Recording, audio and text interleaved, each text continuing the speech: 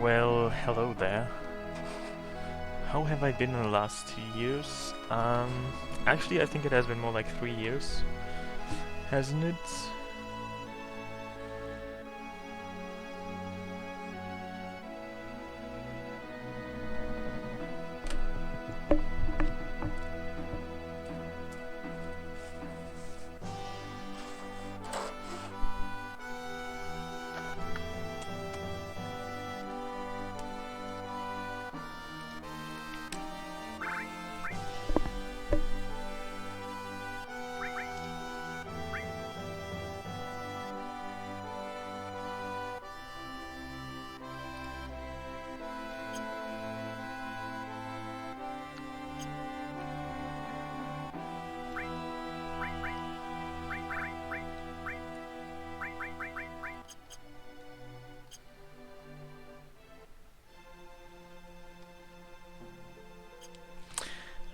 Monomod is a mod by the guy who also made the mod called Gjoerulv Hardcore Mod. And in this mod, all your stats stay at 1 except for HP and MP, which cap out at 270 and 90 respectively. You can see that my stats are not all 1, and that's because of the equipment I have. So even though you start the game with minimum stats, you also get a lot of end-game equipment and materia, which you can use to actually not die instantly. So it's kind of like a glass cannon playthrough. Everything, all of your characters are very fragile, but you also have very high damage capacity. And yesterday I played up to before the gold saucer.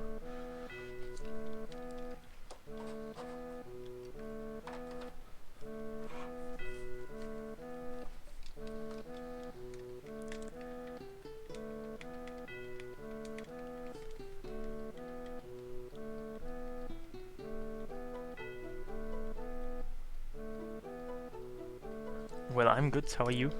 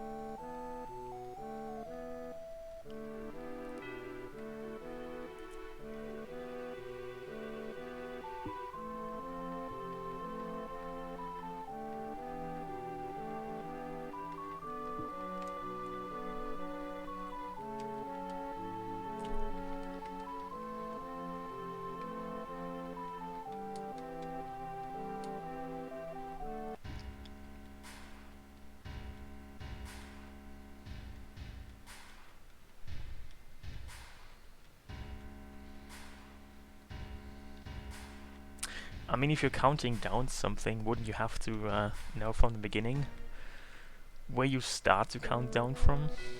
Isn't that how a countdown works?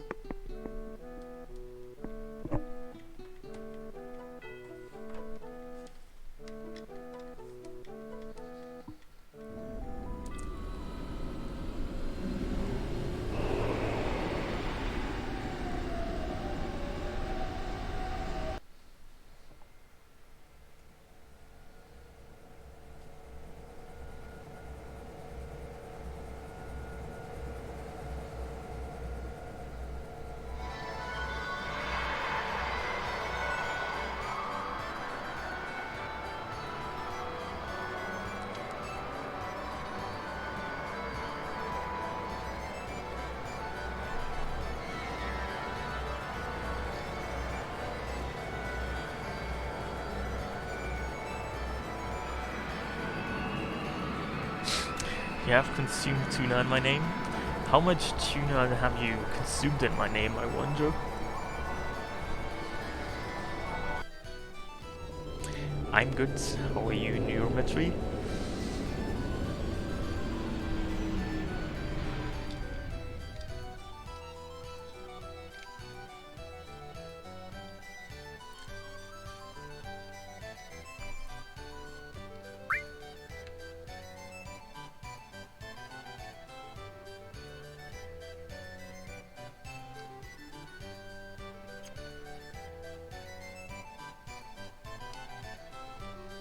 Oh, you changed your name? I see. I mean, a lot of people seem to have done that over the last couple of years on Twitch, now that you can actually do that. Tuna salads. Or tuna salad? I don't know what that is.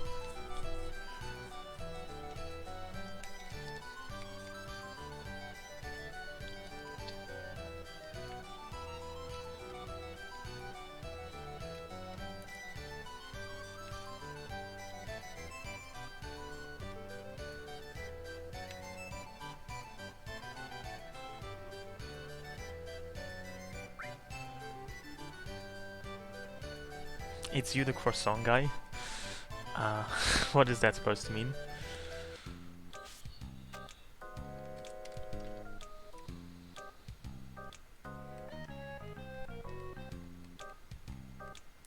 I don't think I'm going to have the Barrett dates, because I would have already had to do all kinds of menu options for that, which I didn't do.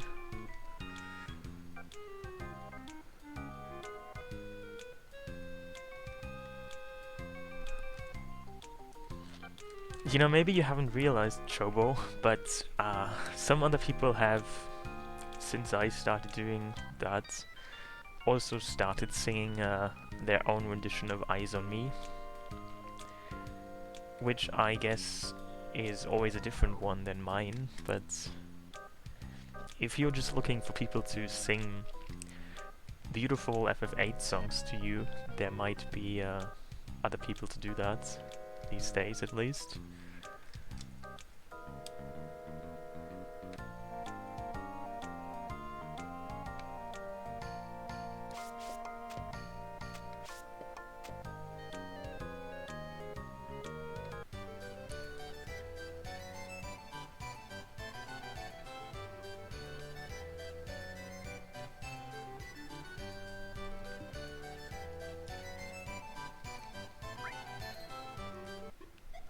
Also, I need to get some GP so that I can get the umbrella weapon for Aerith from the speed square. So I'm gonna play this amazing game.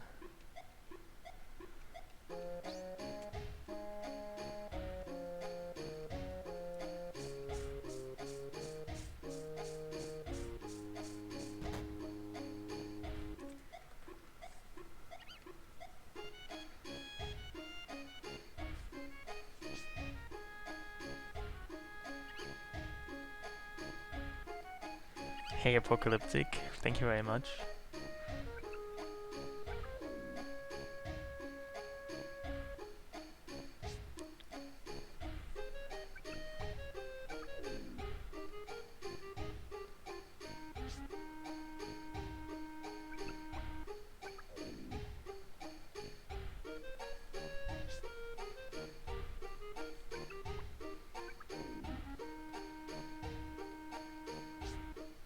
Also, doesn't this Mockhouse game promote like wrong views on workouts? I mean, it seems to suggest that this mock is only able to fly once it has eaten enough, but that's not really how it works, right? I mean, you can still, if one thinks of flying as some kind of workout or exercise, I mean, you can still do those even if you're hungry.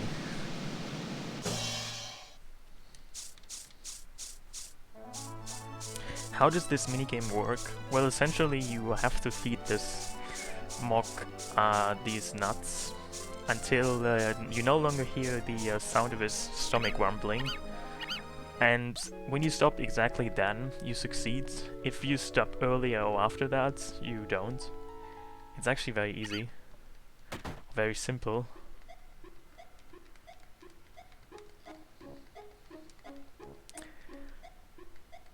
Yeah, I mean, not too long ago, I just, for the fun of it, thought about, and actually did, like a 3-day, let's just not eat foods adventure, in which I didn't have any food for 3 days because I thought that might be fun.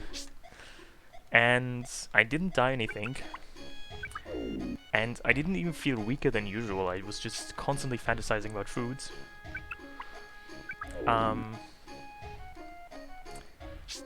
I mean, it was an interesting experience. It wasn't exactly fun, but nothing negative came out of it, I guess. But nothing really positive either. I mean, you can try that.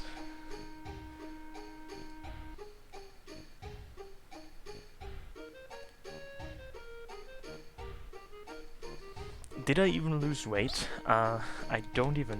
I mean, I think I did, because you lose, like, water and stuff, but...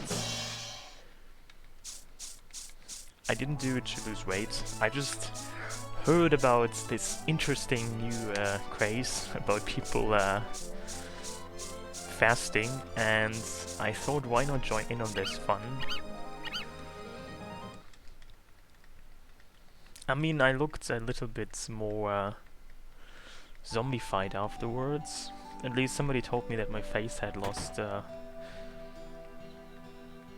like structure, and I apparently look older, but I mean, it's not intermittent fasting. Intermittent fasting is when you like don't eat for so many hours in like every single day.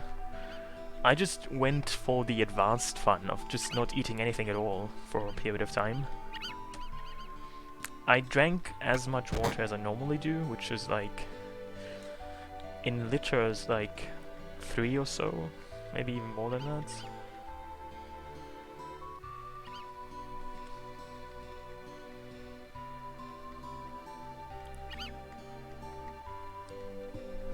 Yeah, I didn't really consider that. Like, I didn't even take any kind of supplements, so I probably was low on vitamins.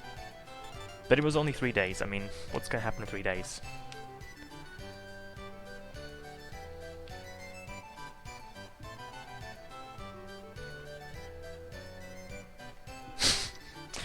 No, I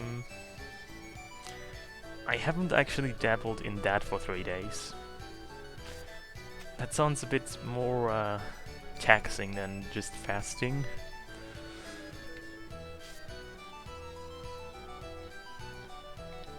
Yeah, I mean, if you have enough water, and I mean, there was actually an experiment of like a weight loss experiment of some severely obese guy who was under medical supervision, and he didn't have any kind of foods. He only had drinks, and he had vitamin supplements though.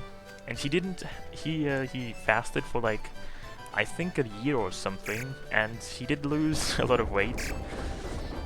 So I mean, you can do that, I guess.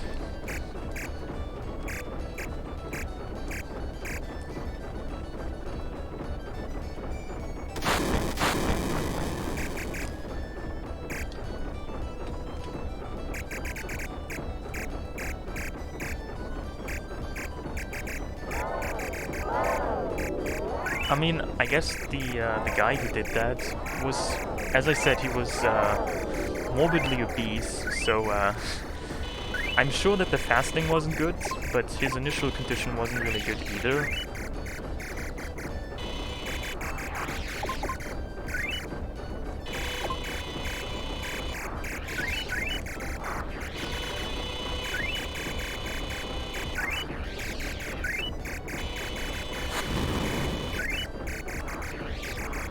Hey, Steven.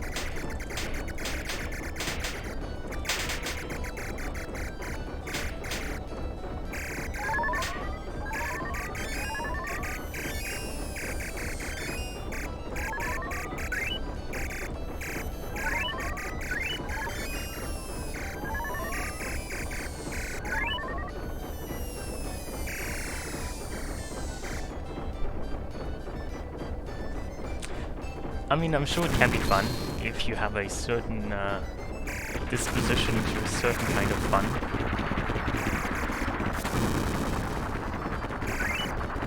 I mean, I guess different people have different attitudes towards fun and what is fun to them.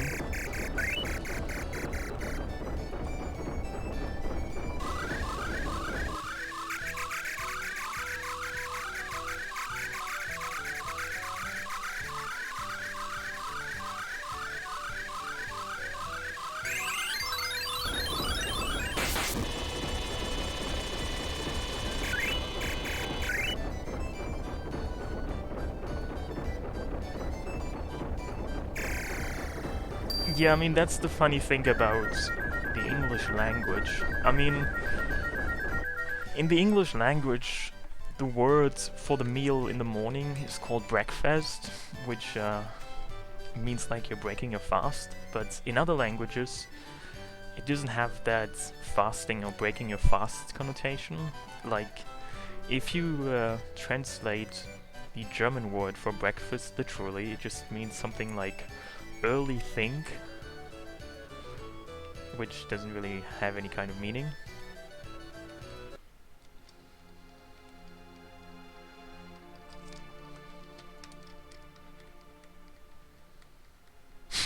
No, I think that guy from that study who fasted for a year, he just kept his weight after he had lost it, so I guess you could call that a success story.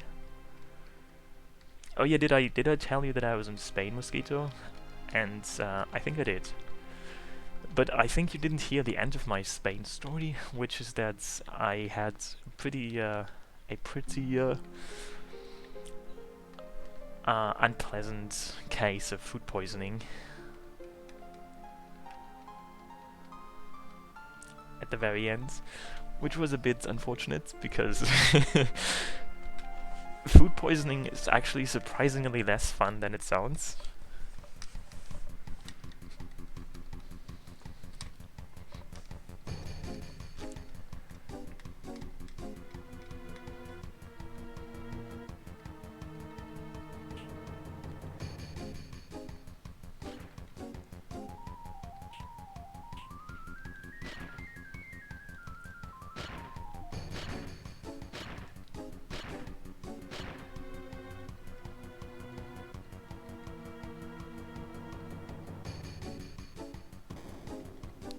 Well, I mean, I'm not quite sure what caused it, but in retrospect, I think the trigger was some kind of weird egg white pudding that I bought and that I carried around the city for like 4 hours, which I think you're not supposed to do. I mean, it was refrigerated, and I probably should have eaten it right away, so I think that was the cause.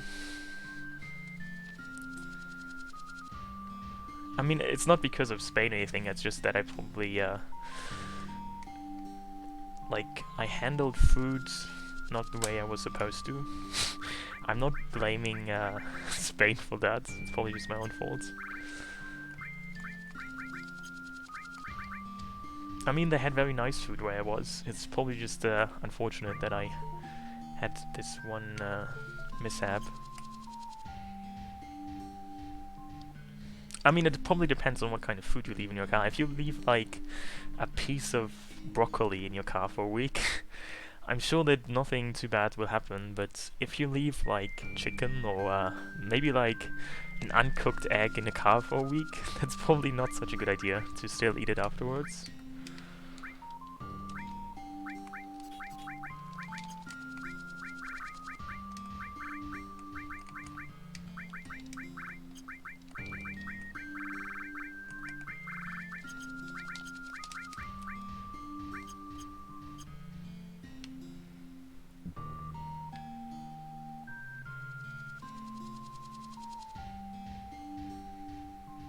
Where have I been? That's a good question. I mean, I think since I last streamed, which was like 3 years ago, I have indeed been quite around the world. I've actually been to Japan twice since, where they have interesting food as well.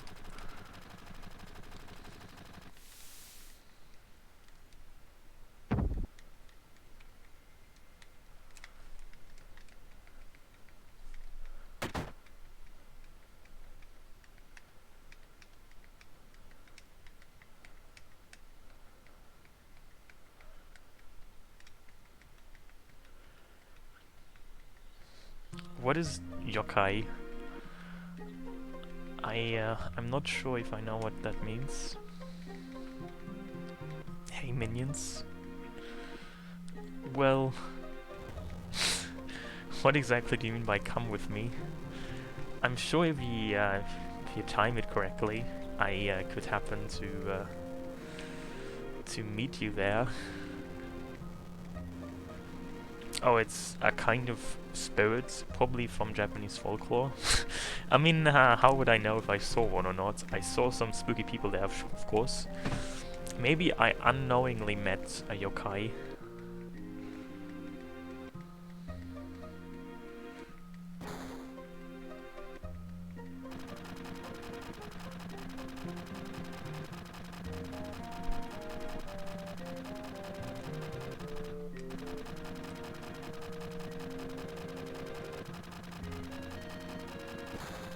I mean, I think I actually posted some pictures of my second Japan trip to Twitter, if you want to see what that looks like.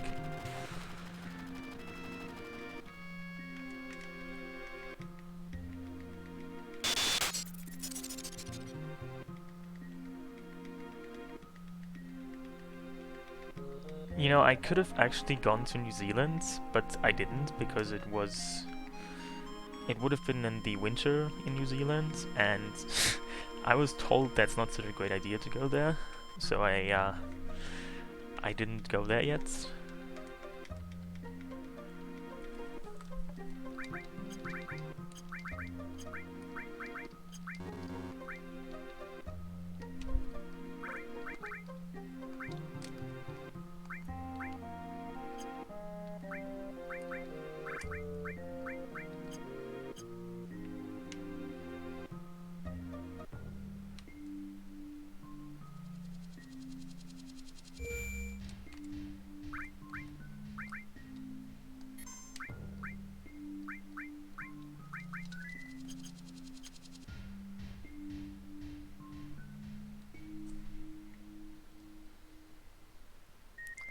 Also, it's kind of the furthest, the place the furthest away from Germany. So flying to New Zealand is kind of annoying because it takes like forever.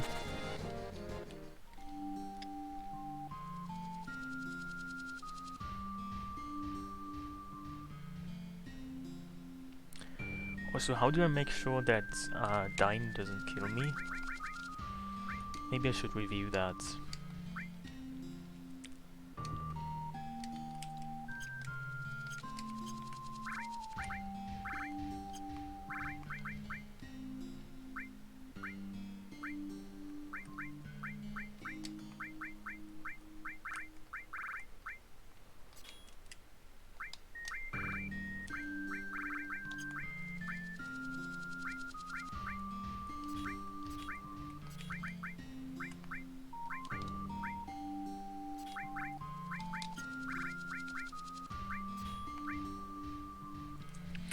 Is this my first time playing FF7? I will leave that up to you to guess.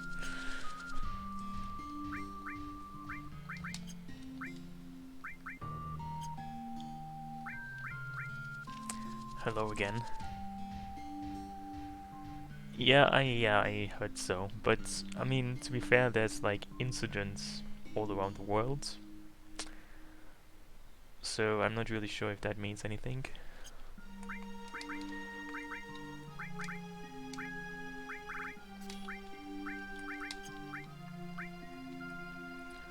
I wonder if it would help to cast barrier.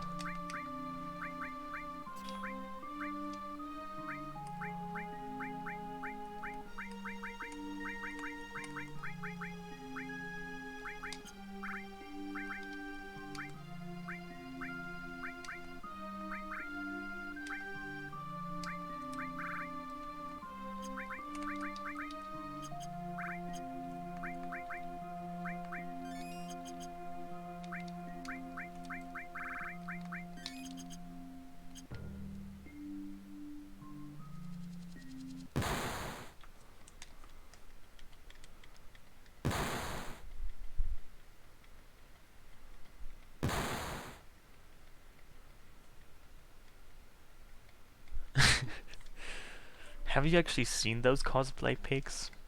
I mean, they look kind of spooky.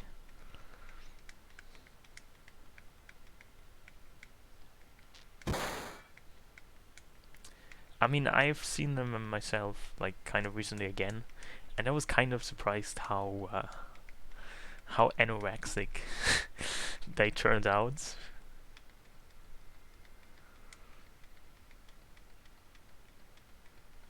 Like, I almost get myself to tell me maybe you should eat more. I actually don't look that spooky anymore though. So that's that. Will I return to running 100%? I don't know. Maybe not exactly tomorrow. Yeah, I haven't streamed. I mean, I have streamed yesterday, so. But I guess you mean before that. There was a couple of year-long breaks, I guess, indeed.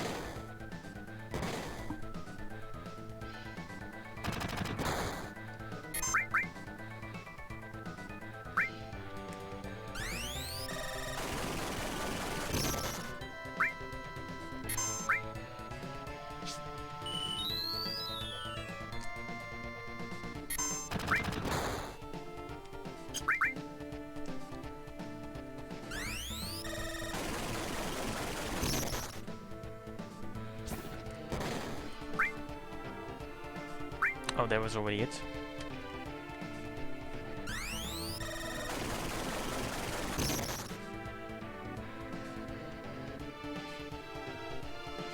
What about this spooky pig picture?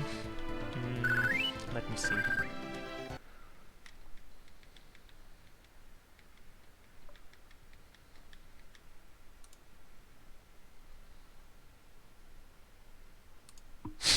That's a different spooky pig.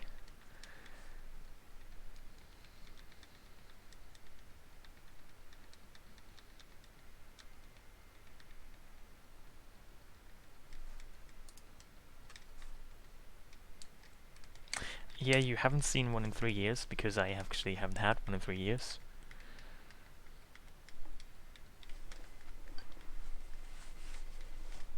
Except for yesterday, so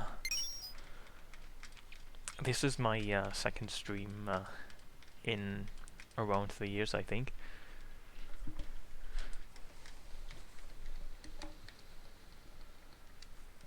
In this mod, you start out with extra equipment and materia, including double cuts.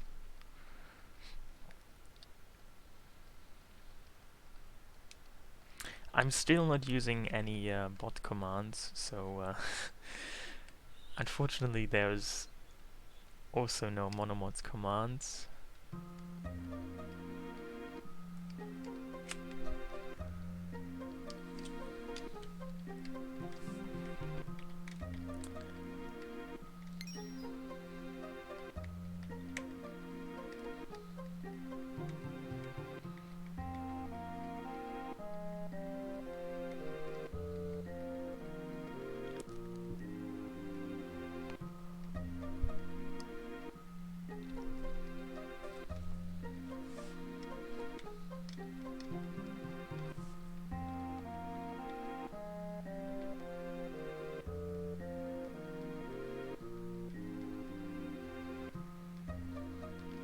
I mean, I know it's very sad that we cannot listen to the wonders of the magic conch right now.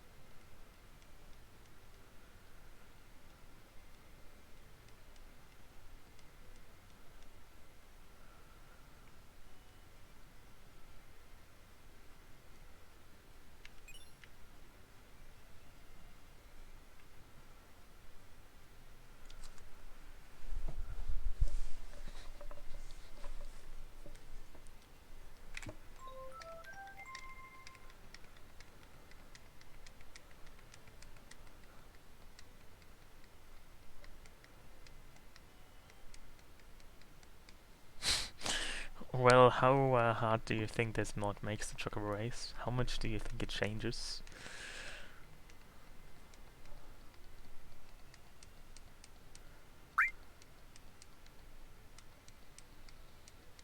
You can get duplicates actually, but generally you don't really need them, with a few exceptions.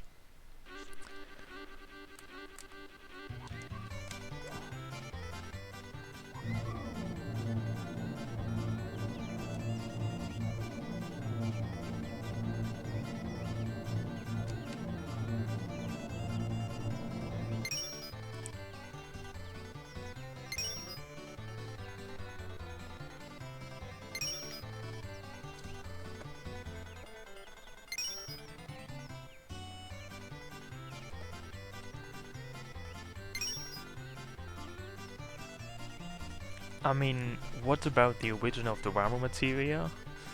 That's a good question. Maybe someone just thought it's just a big pile of bubblegum in the color of red that they left there, and they didn't realize it's actually materia, so maybe that's why it's there. I mean, maybe it looks very similar to just junk, and that's why no one gets close to it, but Cloud, being such a junk lover, isn't scared by it, and that's why he picks it up. This is kind of unfortunate. Never mind.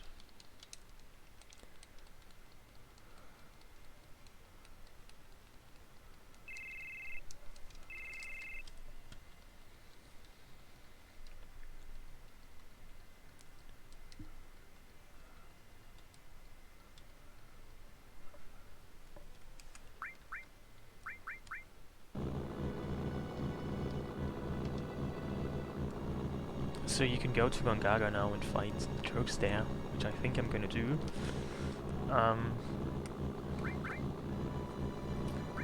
However, I think it would be helpful to use Aerith.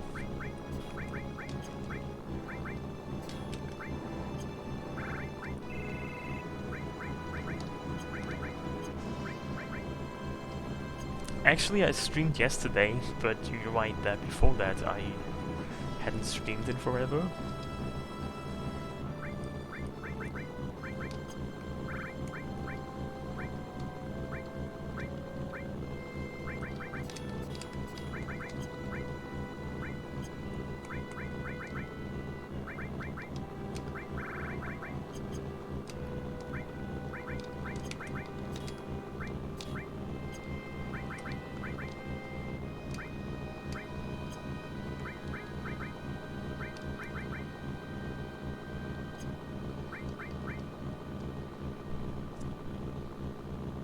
You know, I could probably turn Aerith into my main damage dealer because she has the umbrella now.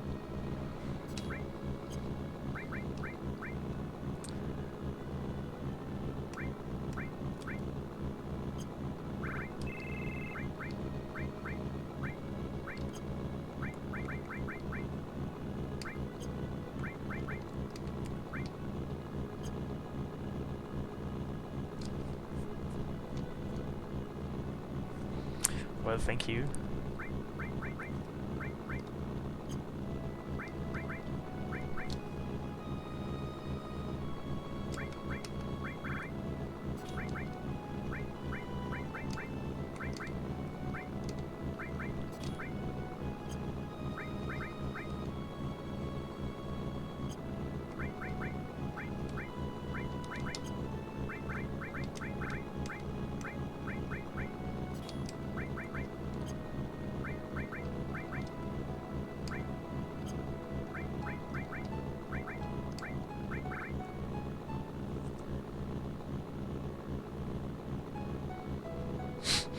That's true. I mean, a lot of things have happened in those 3 years of absence. Someone says I'm super nice. Someone I kind of know says I'm super nice. I guess that's nice.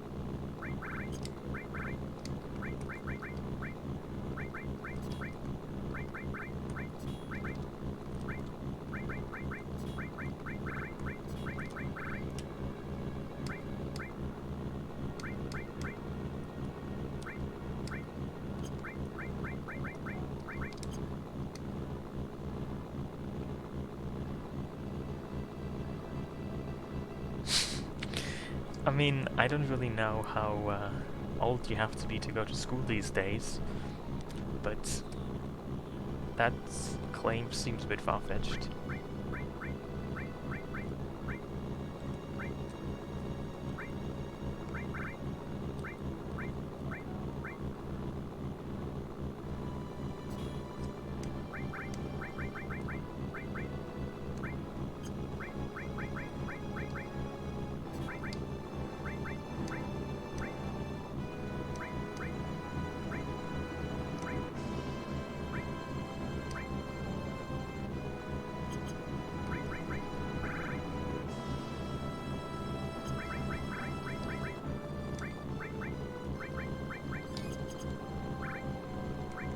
I wonder how this will go.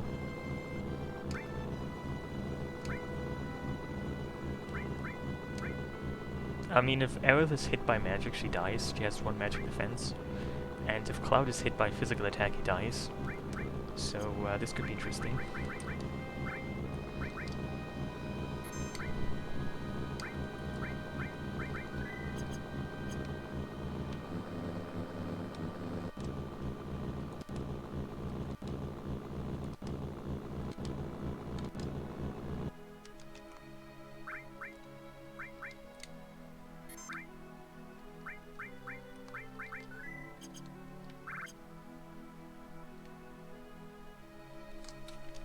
You're 16 in dog years?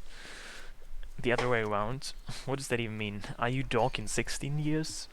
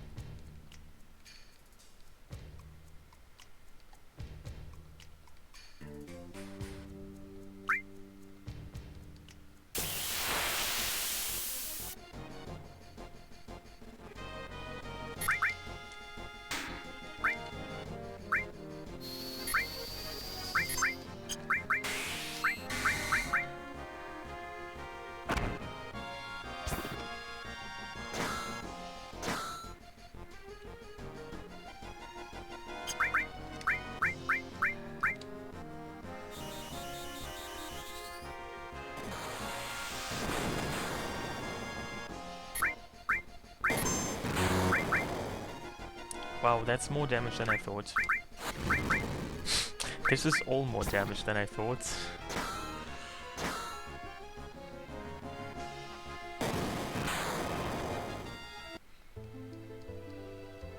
So maybe I didn't really take this seriously enough. I mean, I think I have to just one-hit KO them, essentially.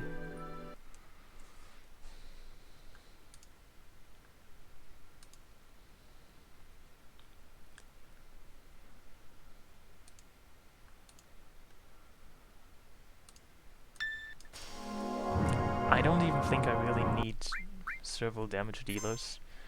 I think I just need to increase my magic and just try to more or less one-hit KO them.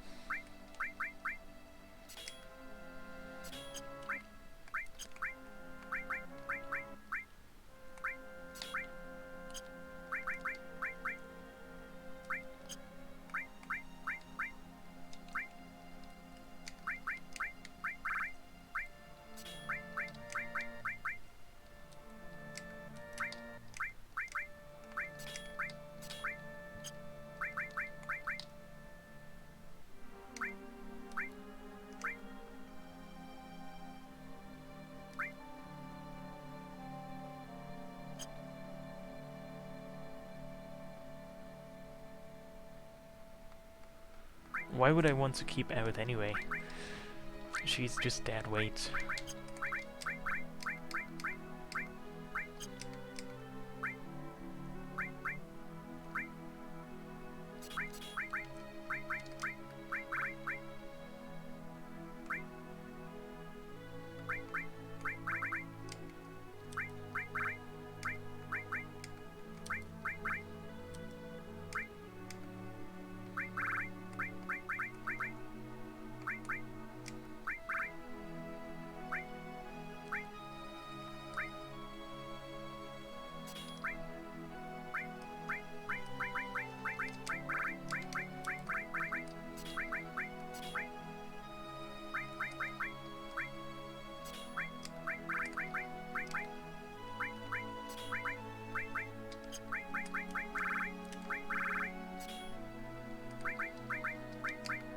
I mean, I can't actually use Ultima because I haven't leveled up the materia yet, so even if I had enough MP, that just will not work.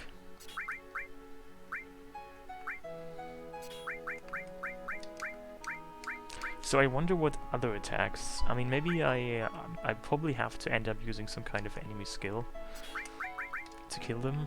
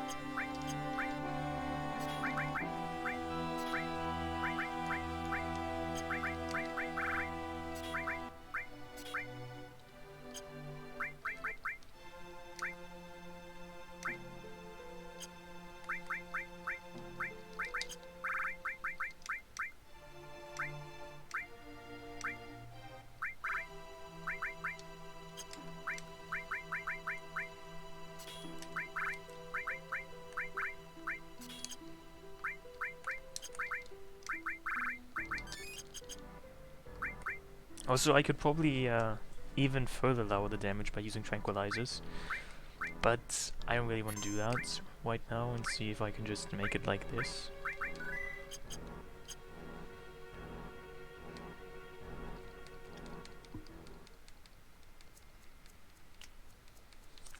I mean, I didn't really expect myself to be streaming again, like, anytime soon, but it seems I am. Sometimes surprises like these just occur without you really expecting them.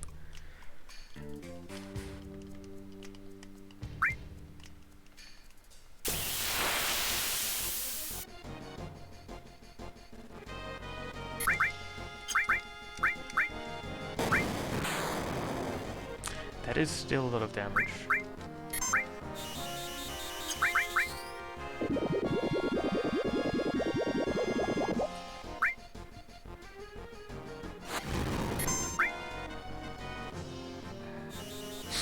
But I think this could still somehow kill him. Ah yeah, that's actually enough, wow. The Monomod actually comes with Gjoerulv's Hardcore Mod. So if you want to install this, you have to Google for Gjoerulv's Hardcore Mod, and there should be a Quim page. And if you download it, there's an option in the mod to actually install this mod and not the Hardcore mod.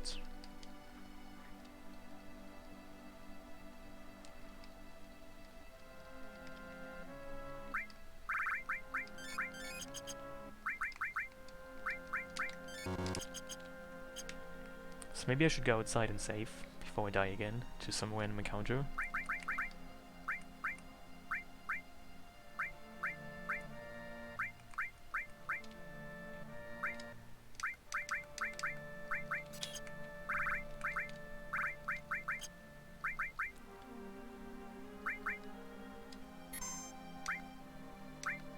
I mean, this is just part of this mod. It gives you all of this material and equipment, while at the same time your stats are extremely low.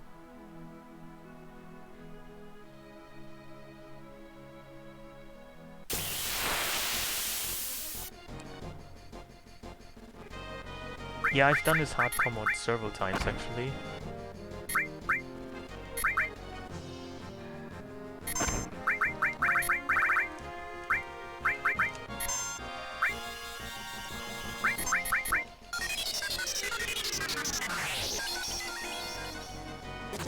This didn't even kill this thing, wow, that's interesting.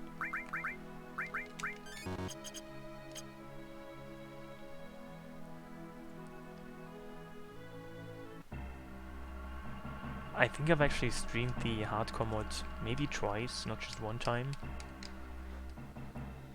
No, this is the PC version.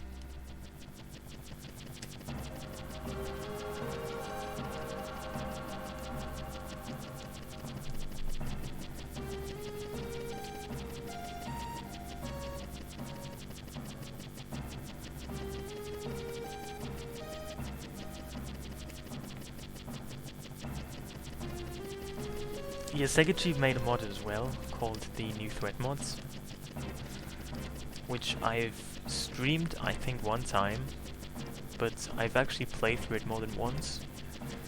And Taylor Herder, I remember you, and I have indeed not streamed for quite a while.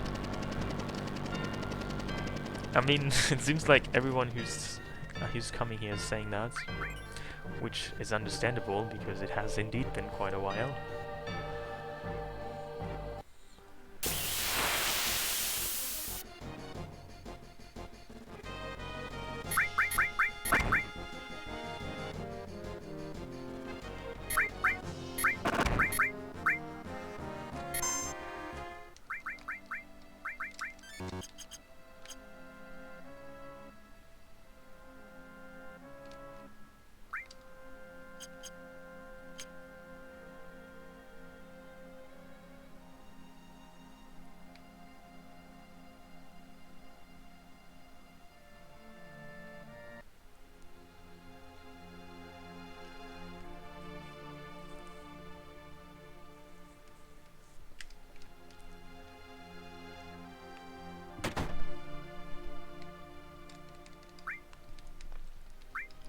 There's no command for the Monomod, I'm sorry.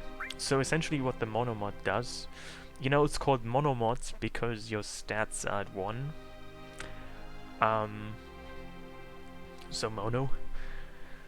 However, at the I mean, all your stats don't level up when you level up. They stay at 1 for the rest of the game. Your HP is capped at 270 and your MP at 90.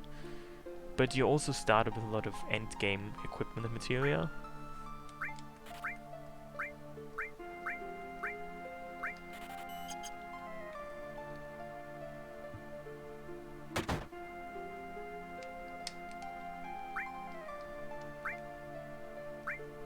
Do I actually need any of this stuff? I wonder.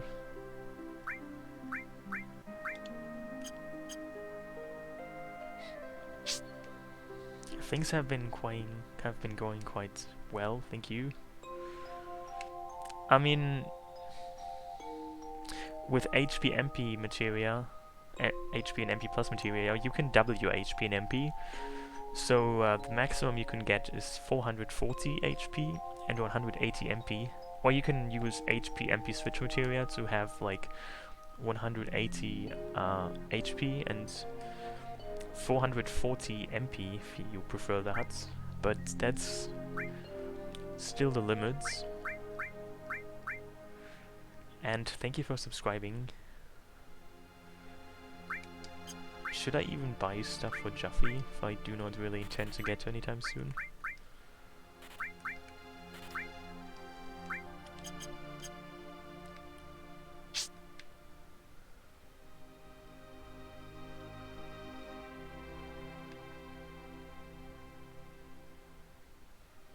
Also, I would really like to get Gjoerulv's Limit Break, Seal Evil, before I fight Lost Number, because that would probably be quite useful.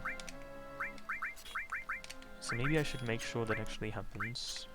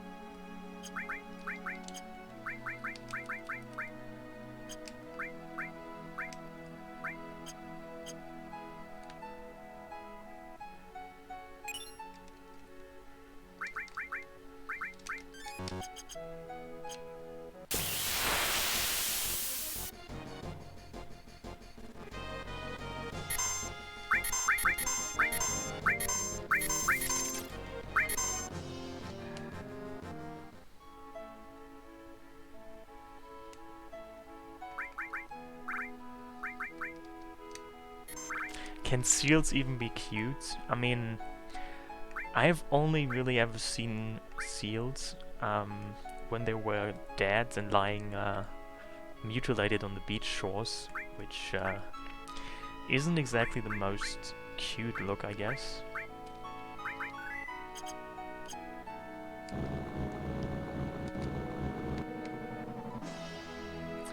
I'm good, how are you?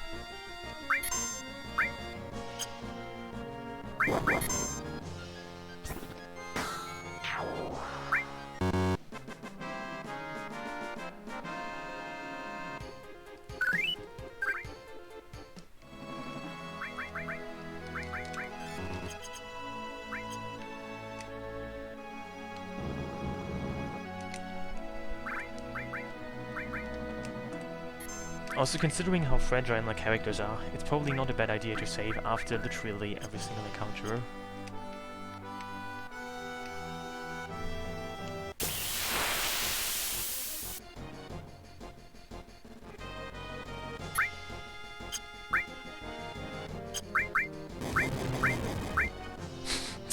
Because things like that might happen.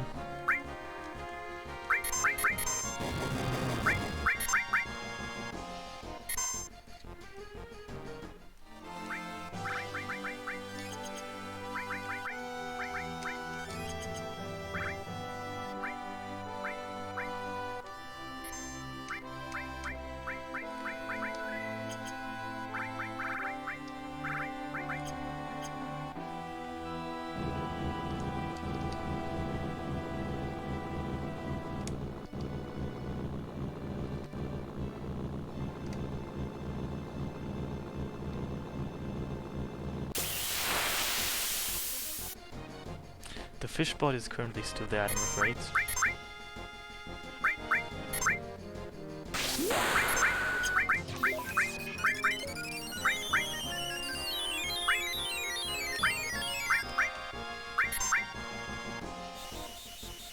Oh, hey, punk.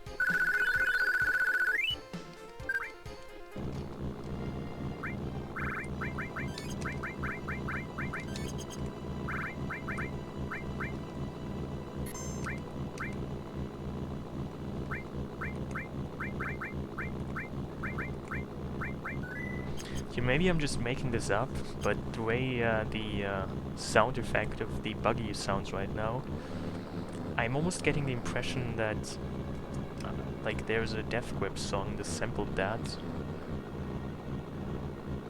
It sounds very peculiarly similar.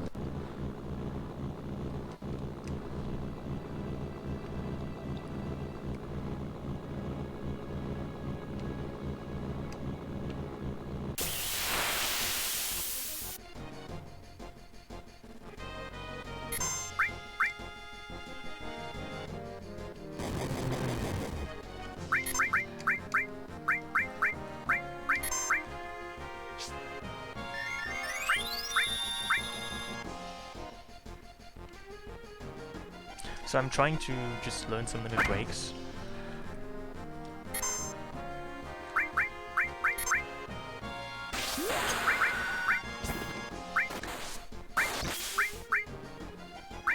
What is my favorite Death Grips album?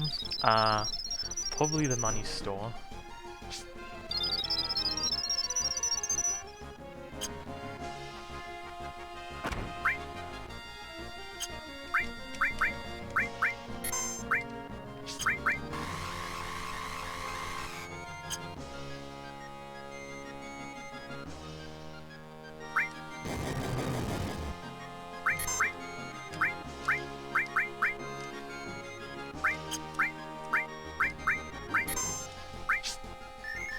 What the fuck is the Monomod? The Monomod is a mod in which all your stats stay at 1. You know, that's kind of why it's called Monomods. But at the same time, you have high gear and like high level gear and a lot of very powerful materia to compensate for that.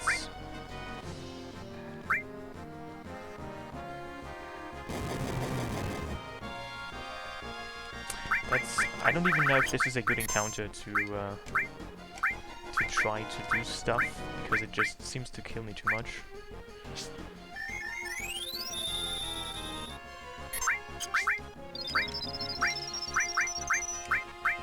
But then again, it's not like I'm really losing anything.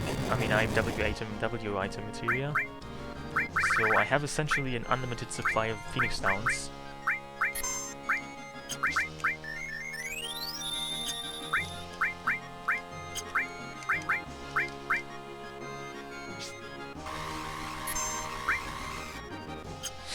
You know, I've heard of mononucleosis, but I have no idea what mononucleosis even is. I mean, it's some kind of disease that apparently is called kissing disease, right? But I never heard of it before I saw it somewhere on TV. Like, what does it even do? How do you contract it? It seems all very strange.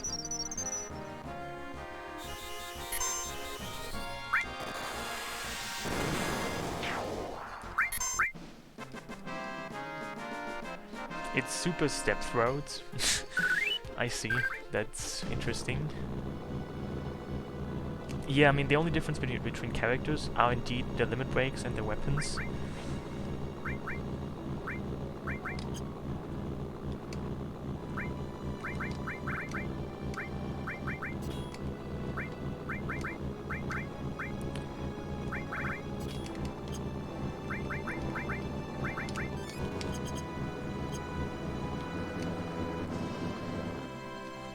So I have yet to learn a couple of limit breaks. Maybe I don't... I mean, I can just probably do that in the Cave of the Gi. I don't really need to do that right now anyway. Even though this is a very shitty encounter, I think.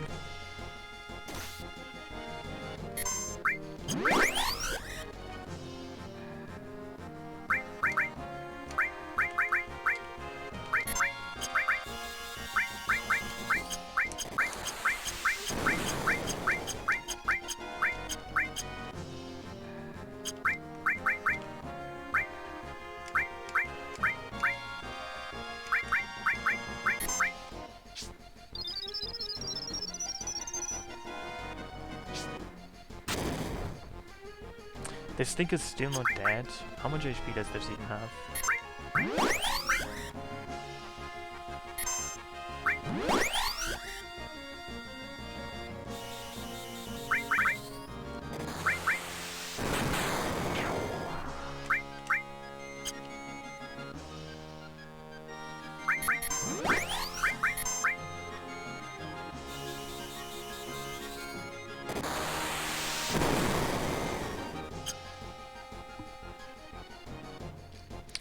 I mean, based on what the animation of the Phoenix Down looks like, it doesn't seem to be anything like a defibrillator. I mean, it seems more like a soft thing. I mean, I can't really say what it's like to have a... also, do I really want to kill these things? I'm not sure. I mean, it's not like I have any experience with being administered a defibrillator, but I assume that's kind of more painful than being tossed a soft down of a phoenix or some kind of mystical bird on your head.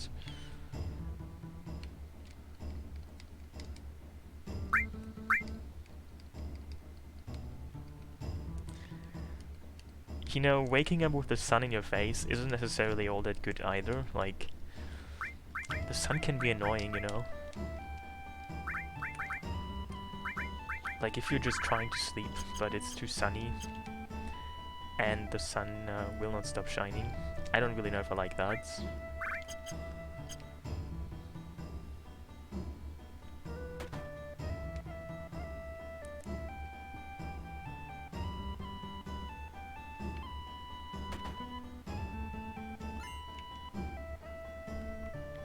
Isn't that exactly also why curtains were developed, or why somebody made curtains? So that you can block out the sun from your life? I mean, at least curtains that actually work. I mean, there are some, like, decorative only curtains that are so thin, or that have such a shitty material, that even if you close them, the sun still comes through, which is kind of pointless.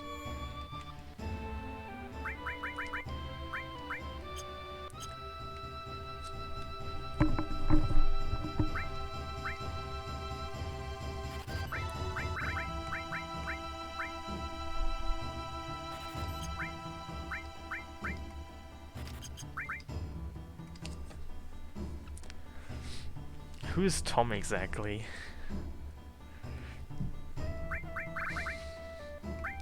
Do I know Tom? I'm not sure if I do.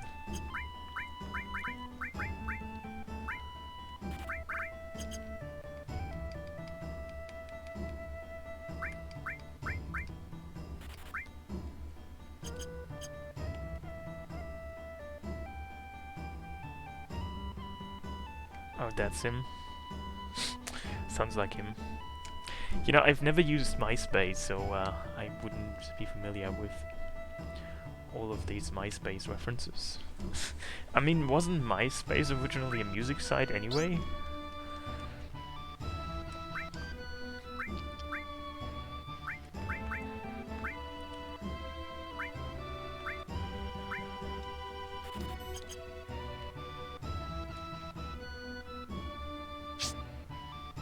Oh, it was originally a dating site, really? That's interesting, I mean...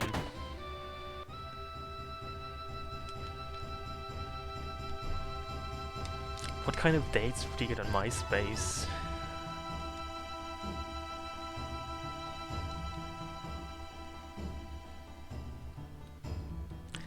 I mean, these days, they count as dating sites and apps. I actually read that there's no dating app that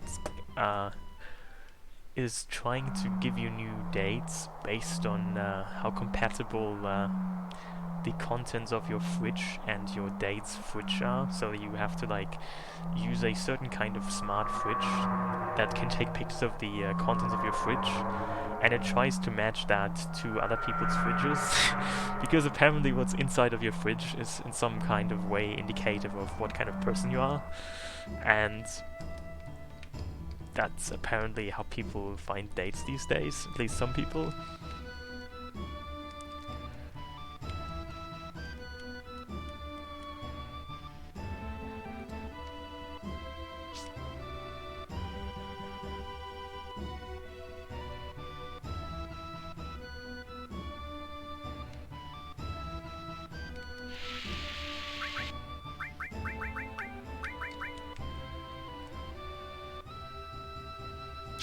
I mean, it doesn't sound like the weirdest thing. I mean, it really does sound weird, but I can imagine weirder things than that. I mean, there is probably some kind of theory behind it. I mean, maybe if you are like a hardcore meat eater, it might be difficult for you to try to date a vegan and vice versa, so so there might be, you know, some justification.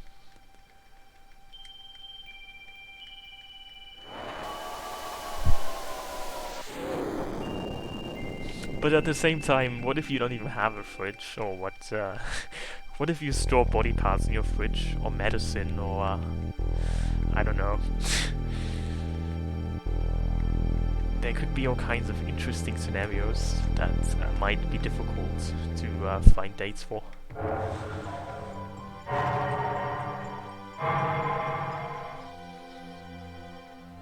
I mean, first of all, don't I normally store tuna in cans, which do not have to be refrigerated?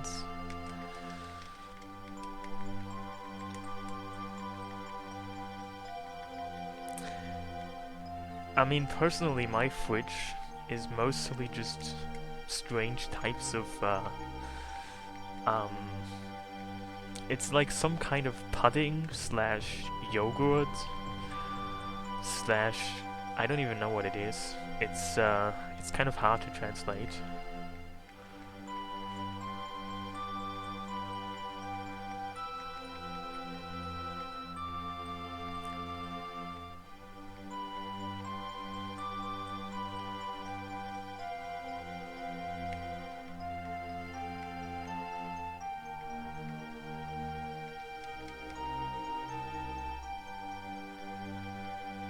Oh yeah, and I sometimes store bread in the fridge, because it says on the packaging that you should refrigerate bread. I'm still not sure if that's really what you should do, but...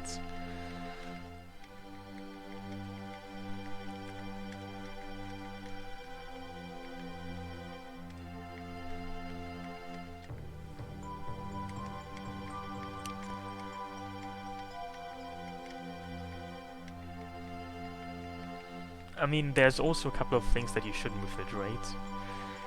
I know some people who put chocolate in the fridge, which is just... that's just an atrocity. I mean, if you put chocolate in your fridge, it's gonna be too cold to enjoy. I mean, maybe you put it in there if it's too warm outside, so it would melt, but you just cannot eat chocolate if it's in the fridge. It's just too hard, and it doesn't have the right texture if you eat it, so that's... Only heathens would put chocolate in their fridge. I do not approve of that practice. Why do you put chocolate in a fridge? Do you want to have it so hard that you can use it as a weapon to, like, hit somebody on the head with it? Because that's probably the only good use that I can think of for refrigerated chocolates.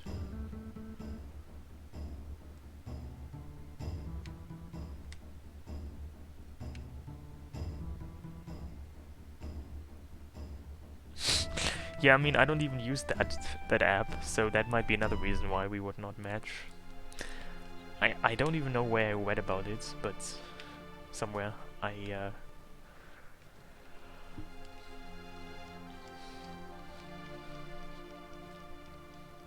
mean, you can put cake in a fridge. Cake should probably be in a fridge anyway, after it has been cooked. I mean, depends on the cake, I guess, but...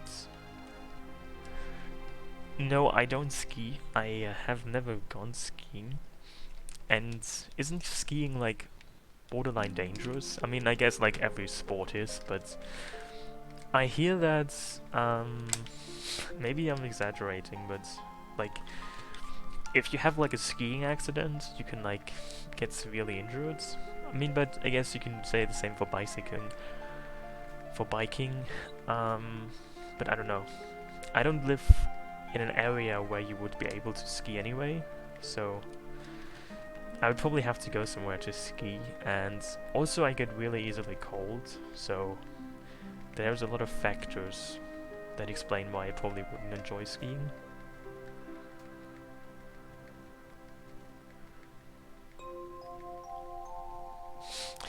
Yeah, I mean, I'm sure there's more ways to be killed than by skiing, but... I mean, I also don't eat oysters, because apparently oysters kill like so and so many people every day, because they are not properly handled, and then they become poisonous or toxic, and like people die from oysters, from eating them. So I don't really see the point of... I mean, I don't even know what they taste like, but I think it's not really worth the risk. Well, I guess you don't cook a cake, right? You bake a cake, even though maybe you should try and cook a cake. Now that I mentioned it, might be fun.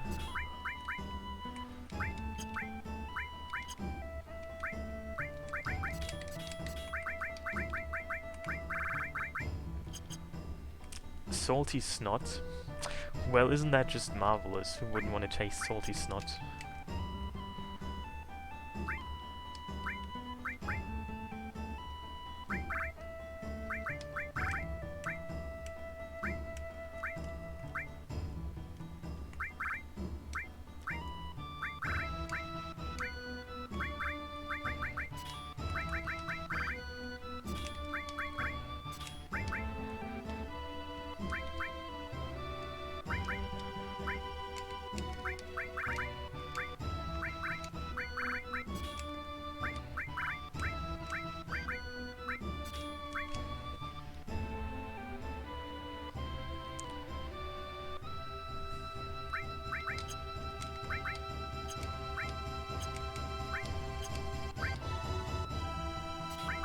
I am not entirely sure if the theory of oysters affecting your libido is scientifically accurate. I mean, that sounds just like an urban myth.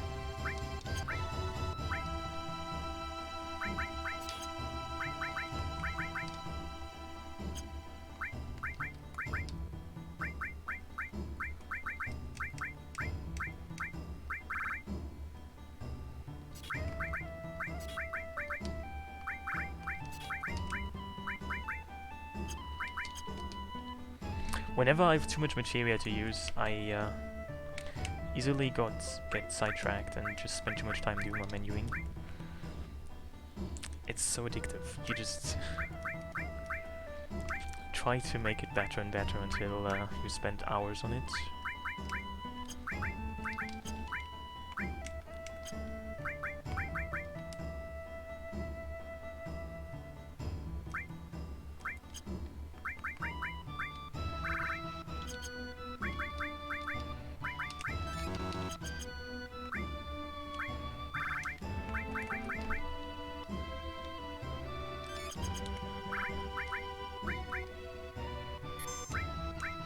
What food am I going to eat today? That's a good question. What foods do you suggest that I eat today? Oh, you're also doing a playthrough of this mod? That's interesting. Where are you right now? At what point in this mod are you?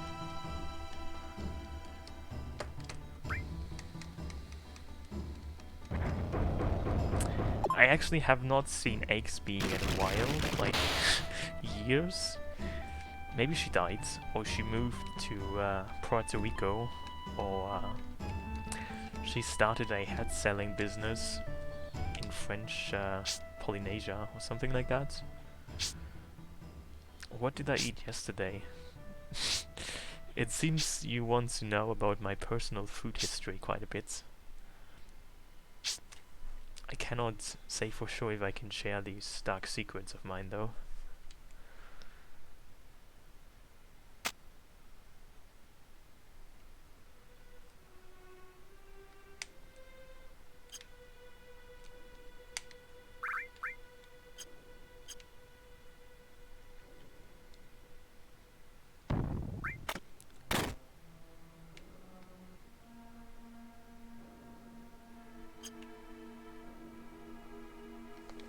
I mean, it's not a problem. I'm just trying to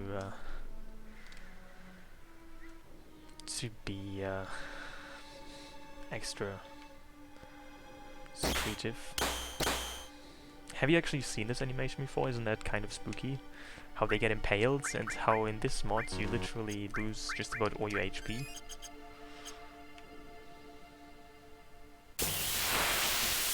I don't actually know yet what I'm gonna eat, so I'm asking for suggestions.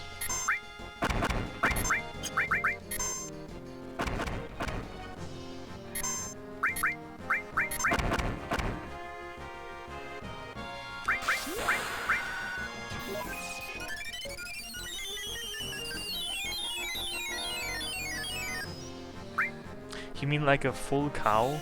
Where would I even find like a cow? I mean, it sounds like a lot of work to like buy a cow somewhere and then like dismember it, or should I just eat it like in one piece, like live cow? I mean, I've seen cows like in the outside world, peacefully. I don't even know what they do, like enjoying the fresh air somewhere outside and probably reading some kind of Pokemon manga or something. But like I don't really know if I should eat a cow.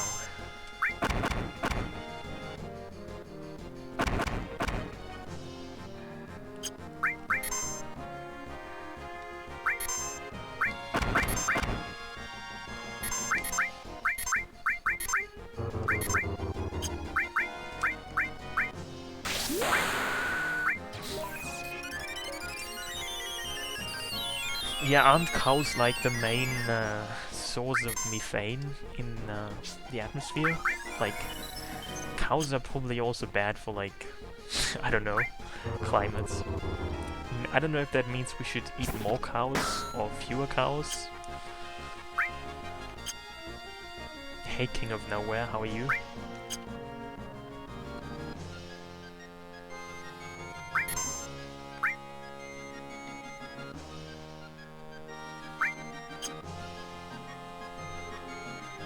Wait, don't they ever attack again?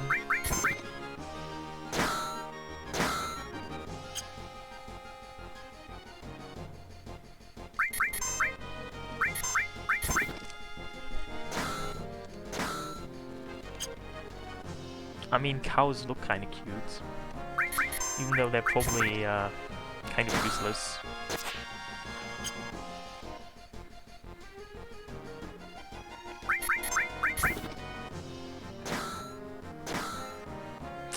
I mean, personally, I've pet a cow once. It was almost like a horse, only a little bit cuter.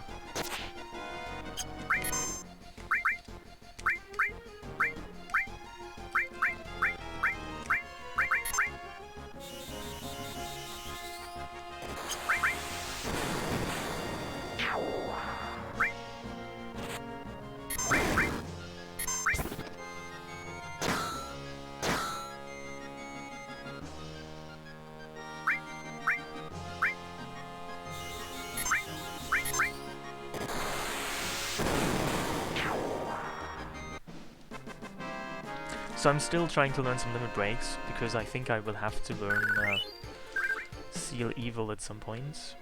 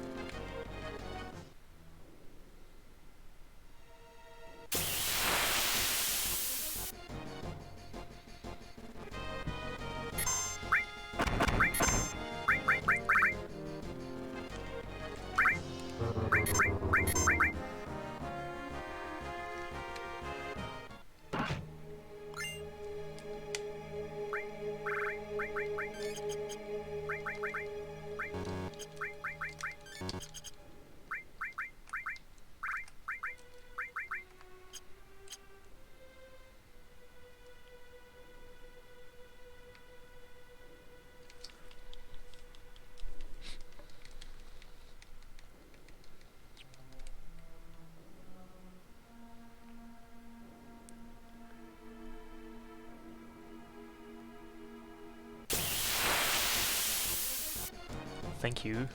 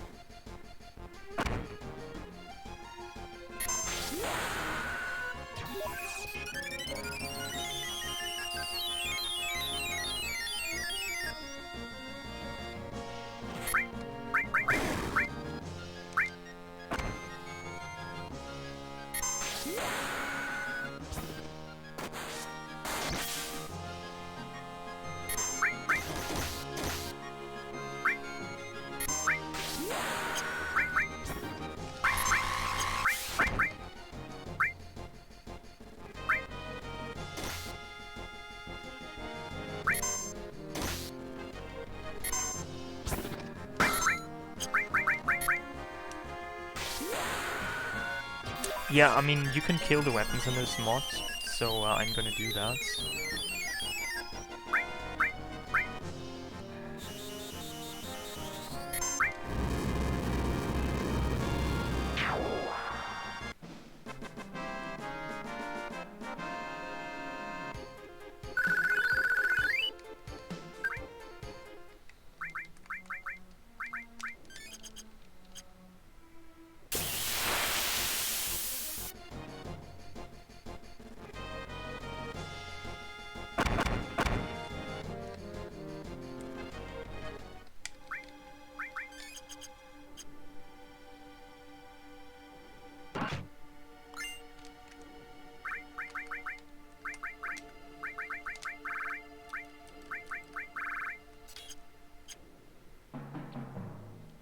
I don't know if there's a paste bin for this mod. I don't even know if this mod really needs a paste bin.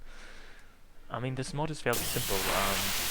It's a gameplay mod, a hardcore mod, where all your stats stay level 1 at 1 for the rest of the game. You can level up to increase your HP up to 270 and your MP to 90. But essentially you have garbage stats. And at the same time though you get from early on a lot of high level materia and useful equipment.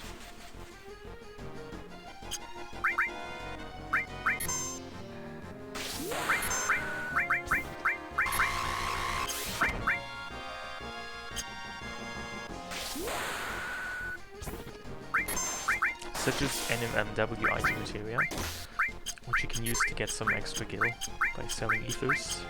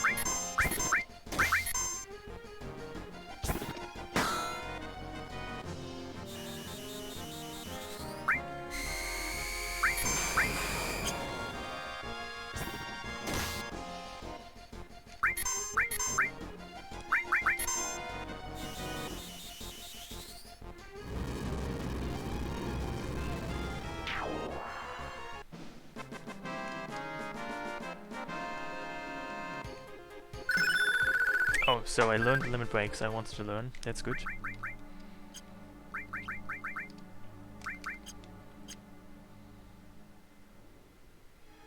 I don't even know if these treasures are worth going to them.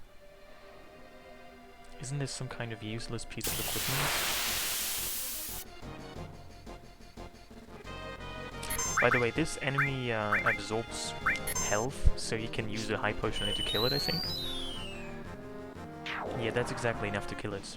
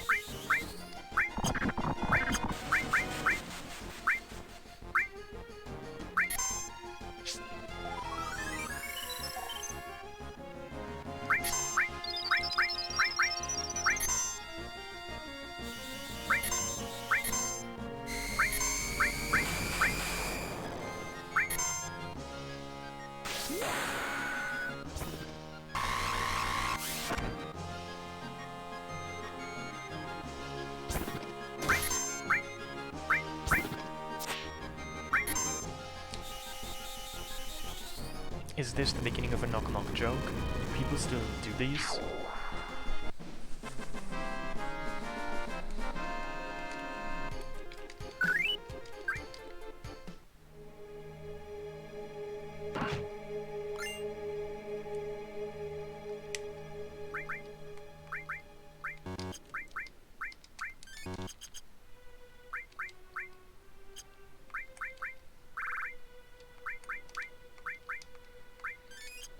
I mean, I never understood why they even exist. I mean, don't people use doorbells?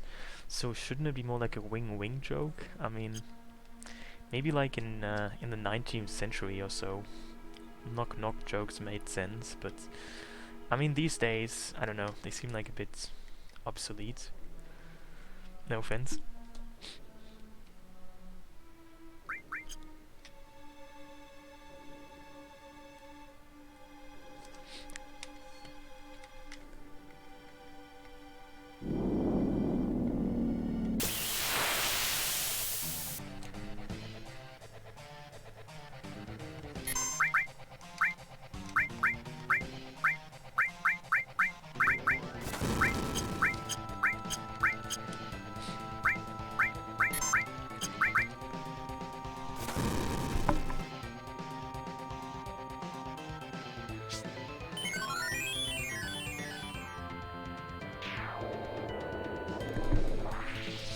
I mean, the thing about using like your hand to knock on a door, like, can you even hear the knock sounds if you're like not close to the front door? Like where I live, people use doorbells because they you hear them. But if somebody just knocks on your door and you're like, I don't know, imagine you have like a somewhat large house where you're far away from the door, then you wouldn't even hear it if somebody knocks on the door, right?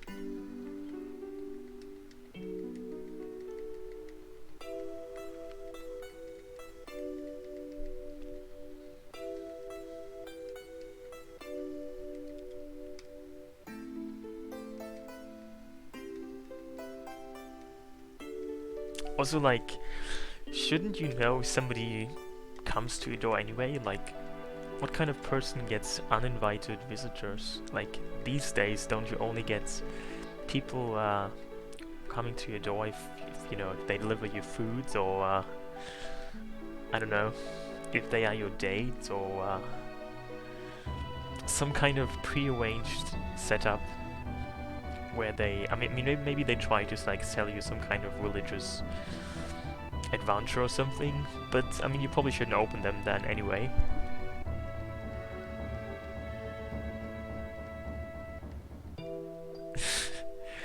I mean, I'm just trying to tell you why I wouldn't even open the door. So maybe that's why I'm immune to wing wing or knock knock jokes. I'm too seclusive to open my doorbell or like to listen to my doorbell to risk encountering strangers.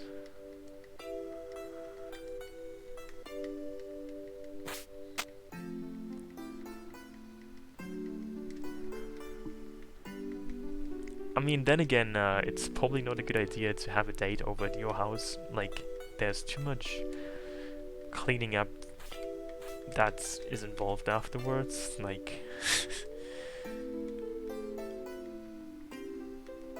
I mean, it's probably kind of a self-centered approach to dating, but make sure it's at somebody else's house. So you don't have to clean up afterwards, or you don't have to offer them your fancy orange juice.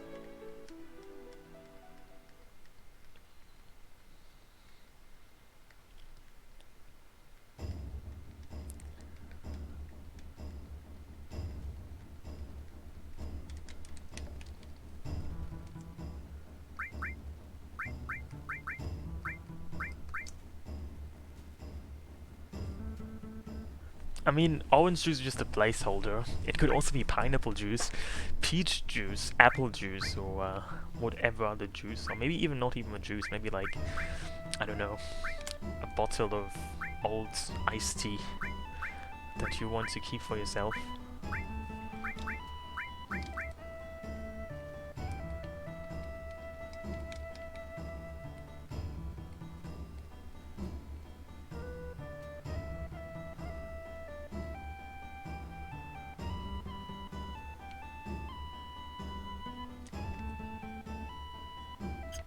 Maybe I should go and buy some more HP and MP plus materia.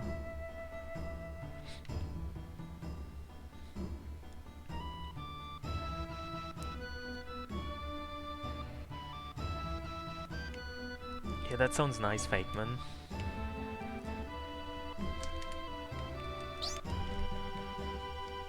Hey, Paladin Knight. Thank you.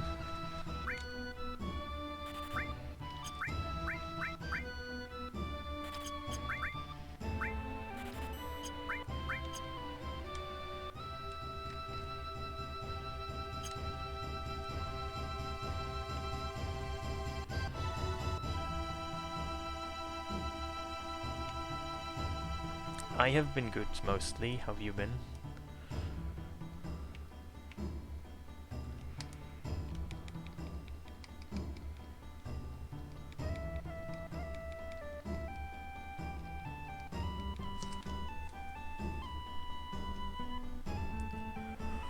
I mean, I had to take like a 3-year-long break from streaming because I was running out of spooky stories to tell, and now that I went on many strange, bizarre adventures, I have a good stash of stories I can use to lighten up my stream with.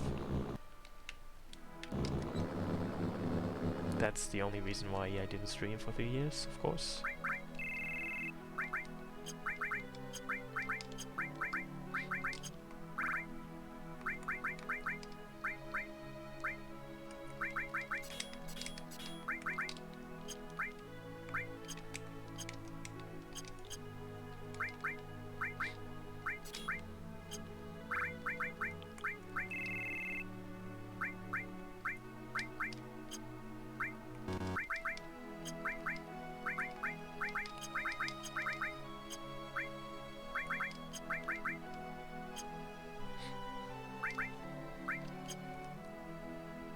Any spooky stories from Japan?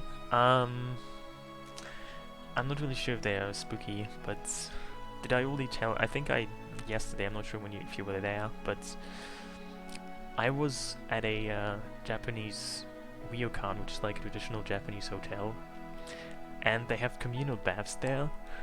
And I didn't realize that Japanese people like to take really hot baths. Like, the bathtub was so hot that if you entered it, you had to, like, the first couple of seconds it was painful, but afterwards it becomes kind of enjoyable. I don't know if that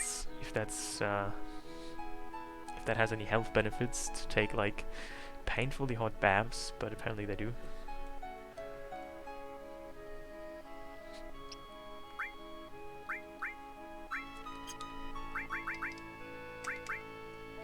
Or maybe that was just weird. Maybe that was just the hotel I was at. Maybe for some reason they just had uncomfortably hot water there. Not sure.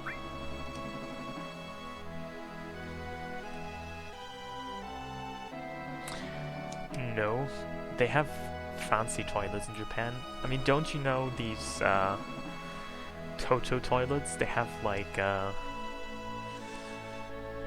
mean, they are very automatized, and they have all kinds of interesting features. Like some of the toilets, they have like a button you can press that simulates a water sound. So no one, like if somebody is outside of the toilet stall, they cannot actually hear the noises you make. That's kind of like a courtesy or embarrassment thing. Like if for some reason you feel concerned that people might not like the kind of noise you produce on the toilets, you can turn on this button and it will produce like a somewhat quiet, serene waterfall sound effect to cover up all the other noises you might make.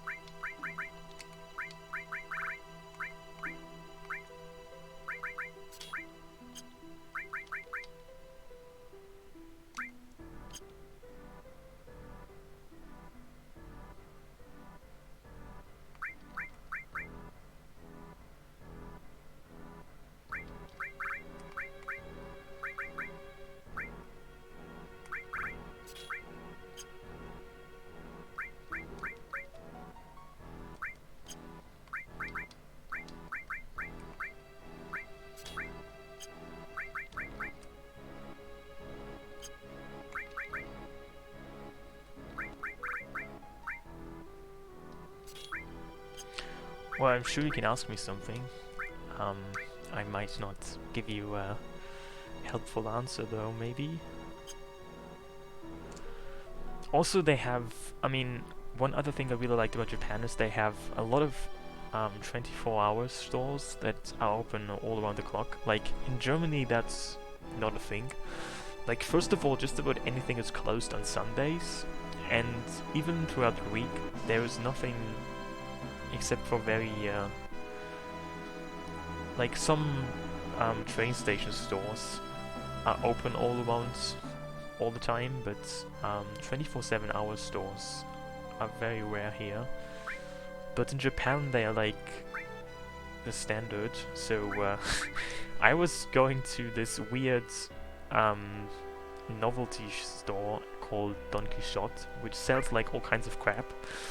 And I was there at like 2 AM in the morning, and there were like 3 other people that were there.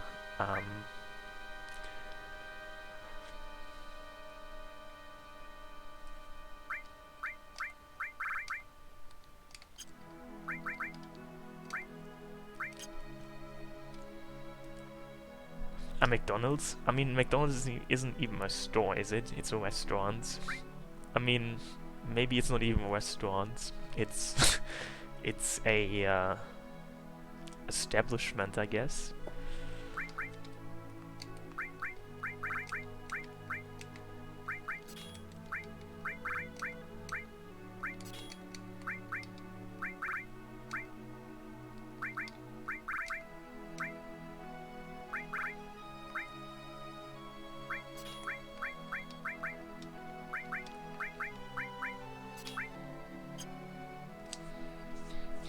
So, who's there?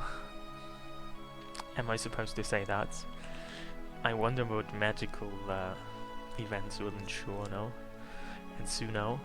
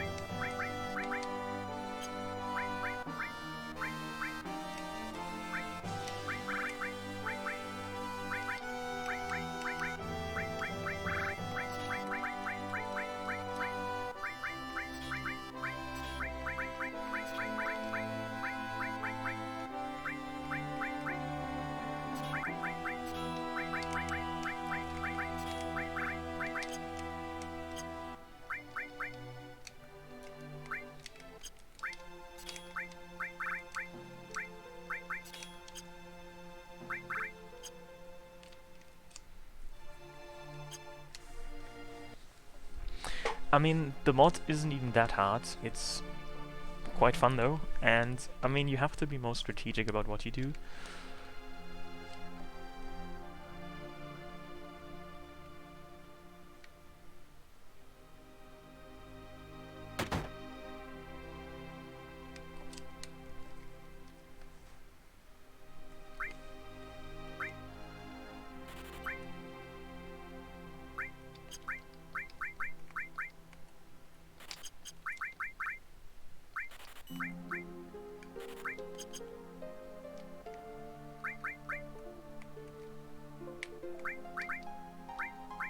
Maybe I should equip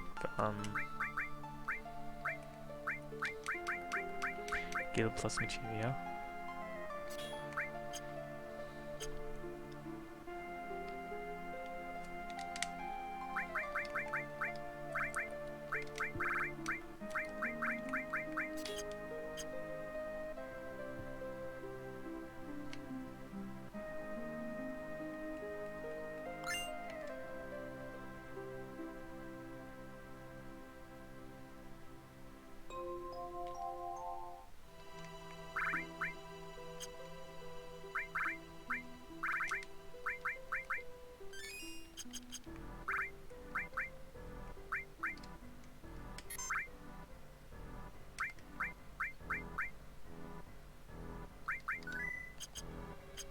So I want to try and beat Lost Number now, which shouldn't be too hard, I think, but maybe I'm wrong.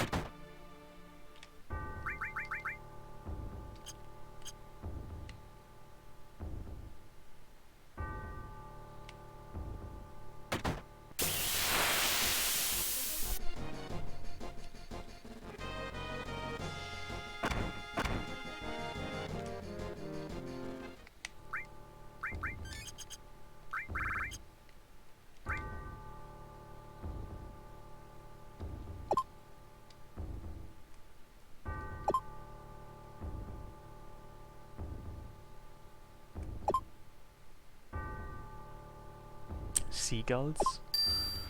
Seagulls can be quite dangerous though. They can steal your food and stuff, which you wouldn't like, would you?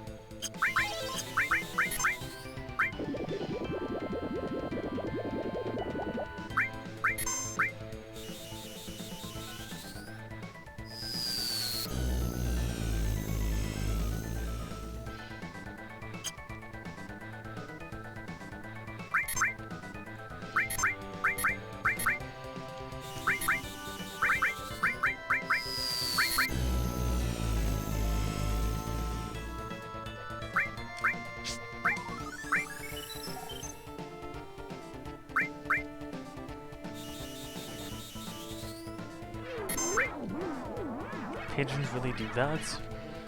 Are you sure?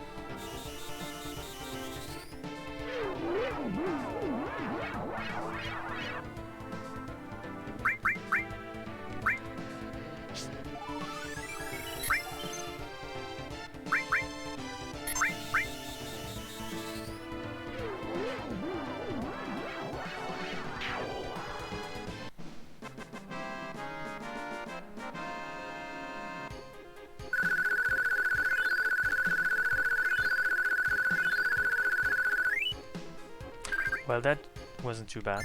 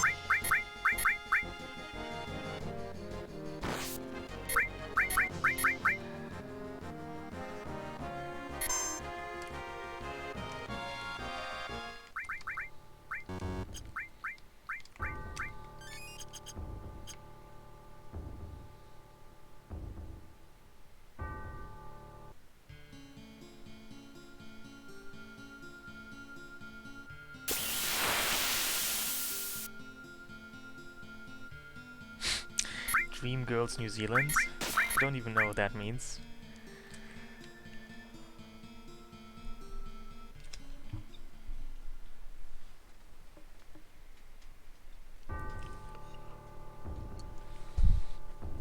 Do you eat food with tea? Is that why people like tea so much? Because there's always snacks involved?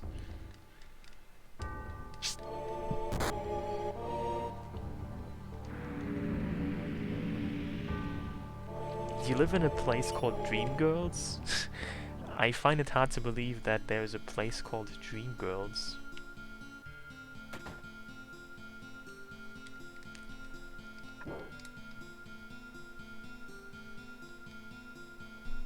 Hey Smiganator, how are you?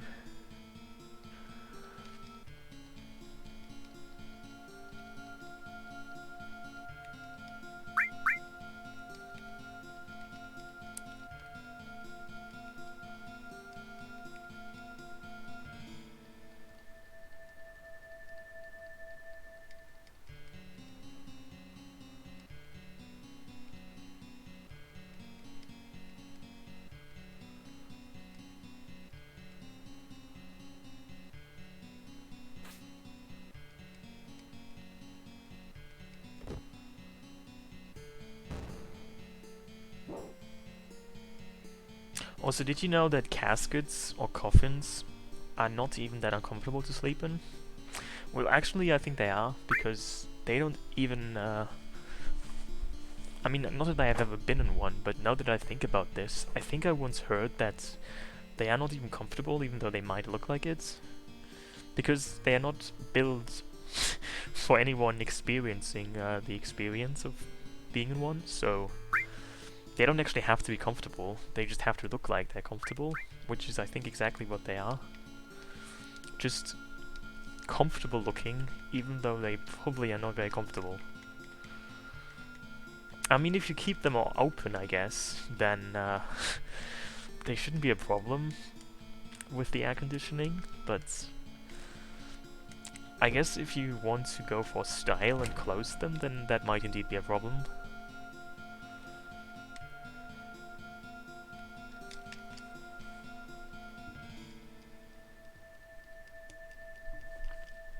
But maybe if you think beds are too too conventional, and you want to try out something new, why not go for a beautiful coffin or something like that?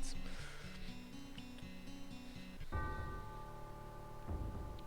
could give your apartment the exotic flair, I guess.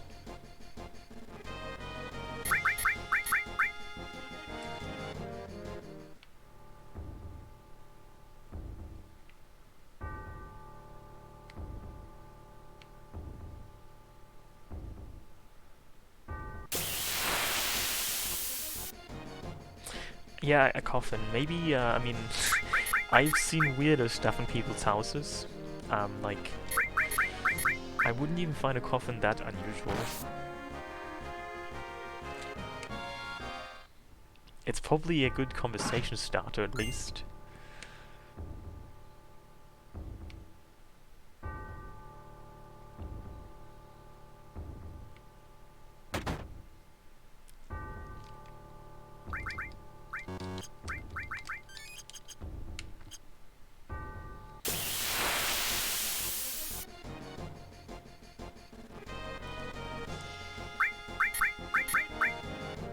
I don't know if I'm speedrunning the mods. I'm not really speedrunning it. I'm already collecting too much useless junk that I wouldn't do in a speedrun. Like this. I never actually noticed how many chests there are in this room. I mean, not chests you can open, but I mean, just look at that. They have like chests and barrels. What kind of storage room is this anyway? I wonder what's in those things.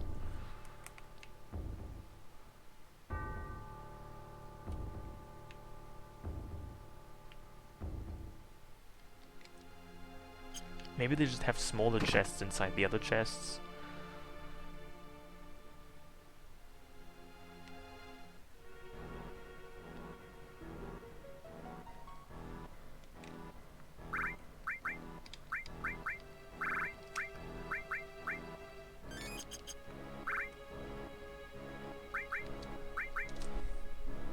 I mean, I guess not everything fits into a coffin, so you might have to use other things to store stuff in.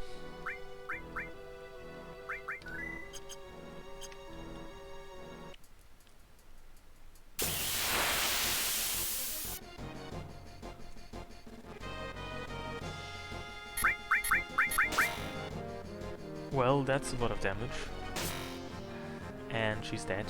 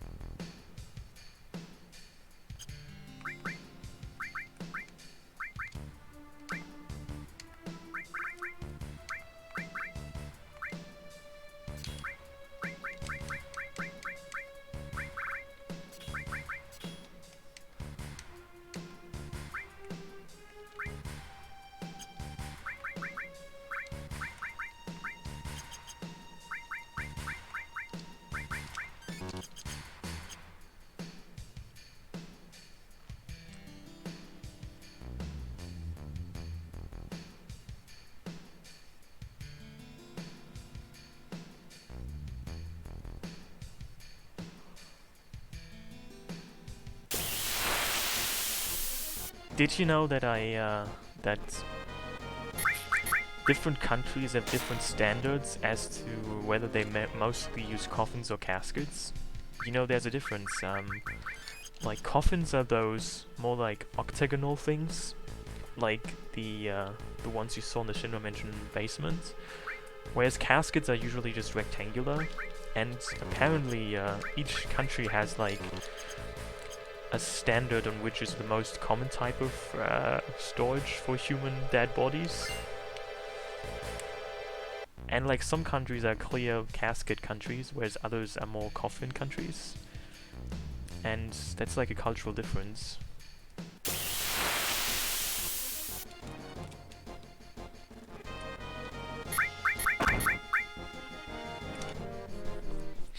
So for example, Germany is a very clearly casket country. You don't actually ever see coffins here. You only see caskets.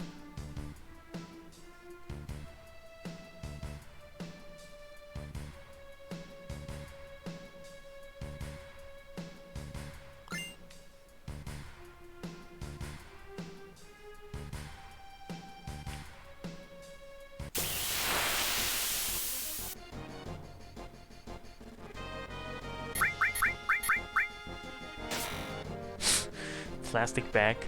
Yeah, that might be the third option for some other countries.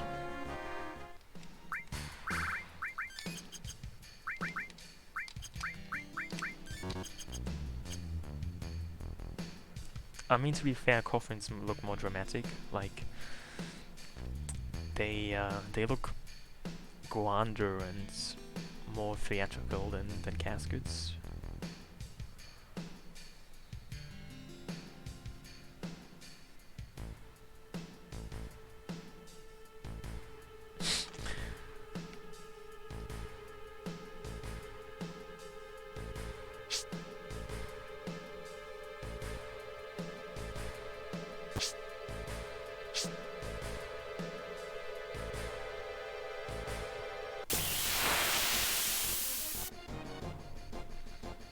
This encounter could be dangerous. Oh yeah, guess I'm right.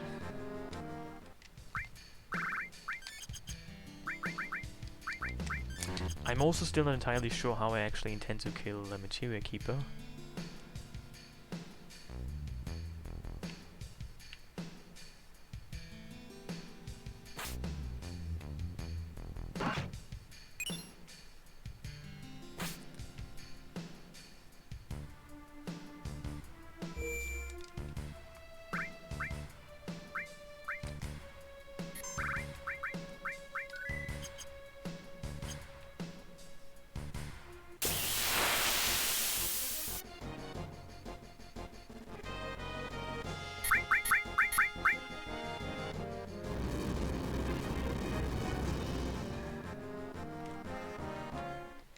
I don't think that's necessary or even really feasible. I mean, I think you can paralyze and maybe even stop Materia Keeper, so I might just get another limit break.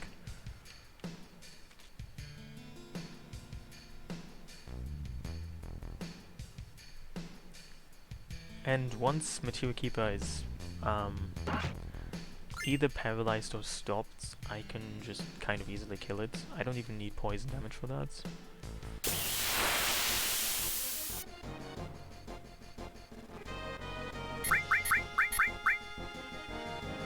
I'm seeing a lot of dragons.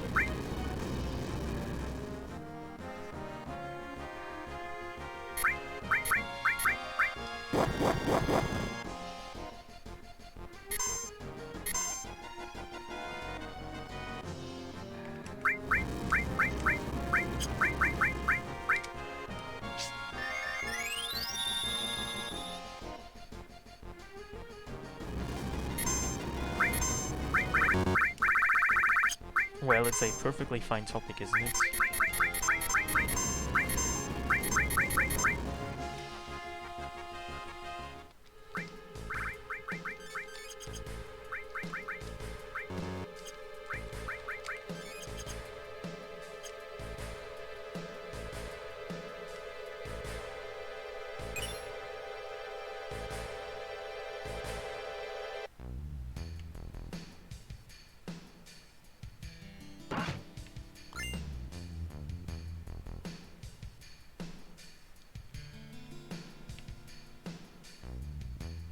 Speaking of which, I have actually, while I was in Japan, visited a Japanese cemetery, because they kind of look different than Western ones.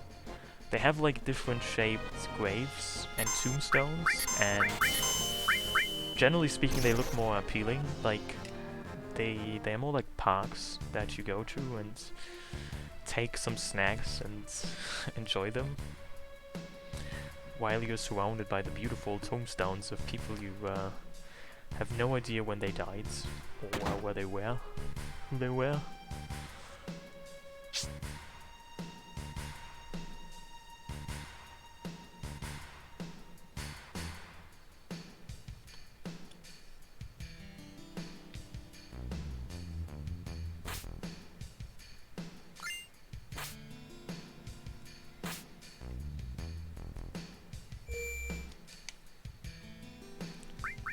Oh, is that so? Picnics in the cemetery are frowned upon? That's too bad. I mean, it's probably the same here though, where I live. You probably should not have a picnic or go Pokemon hunting while you're playing Pokemon Go in the cemetery. In particular the latter, I think those activities are not encouraged here either.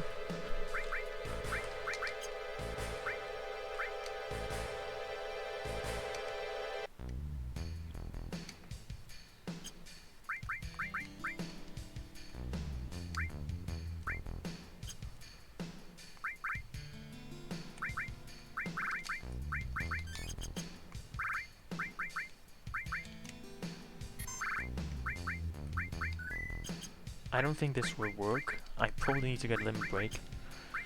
But, I mean, I guess I can give it a try.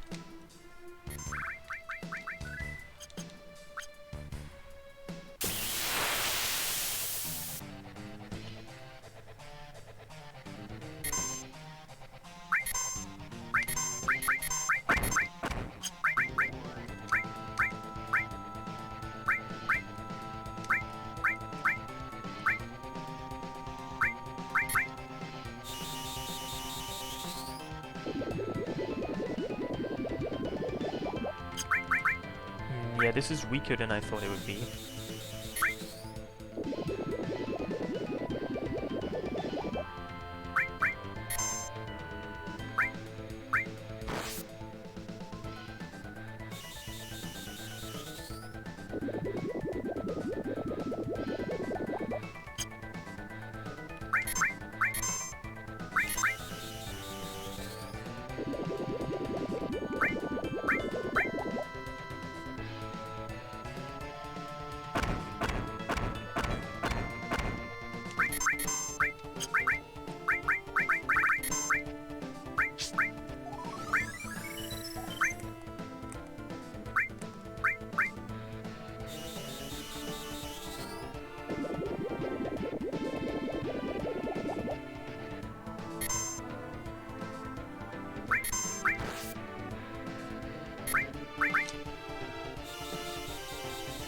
I mean, it deals okay damage, but it's not really enough.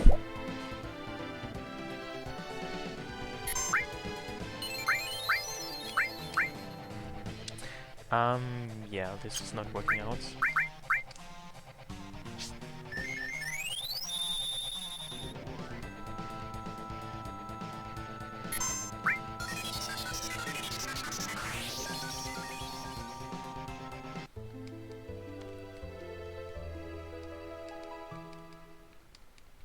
I think what I have to do is get a limit break, so that I can use Seal Evil or Cross Slash.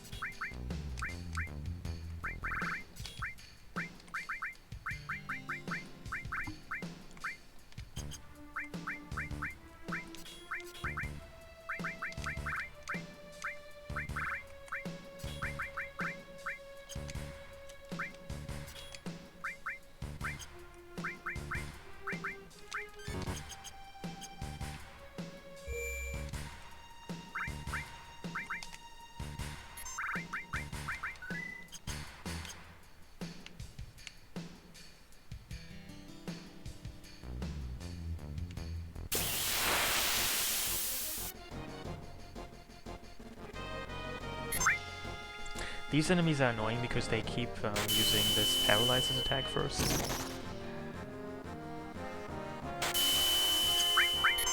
I don't think I want to fight them.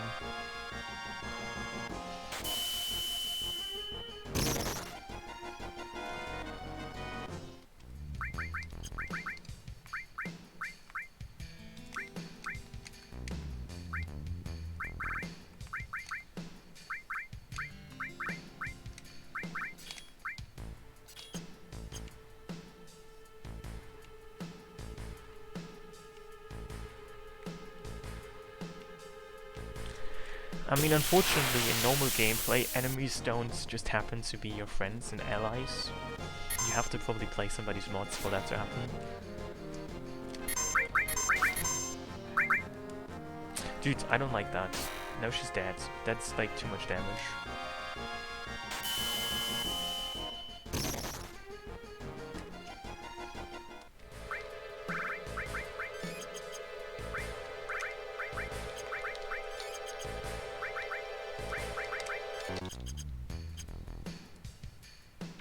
Well, I could get dazes. I mean, I don't even know if you can get dazes by that point already. But, I mean, as soon as I can get dazes, I will probably use them.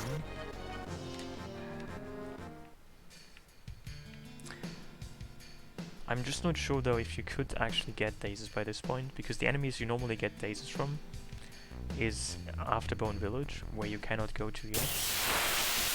Hey Mutski, how are you?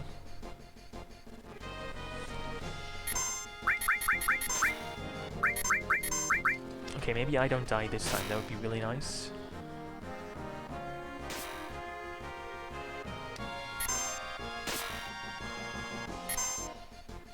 I think I just have to start running away faster or sooner.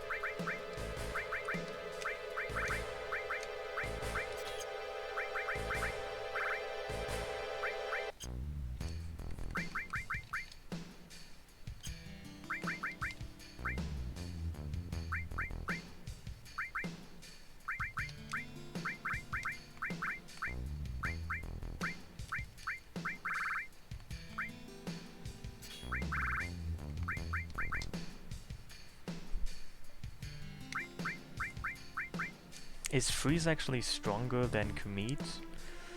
I mean, I could probably, well, I think it doesn't really matter.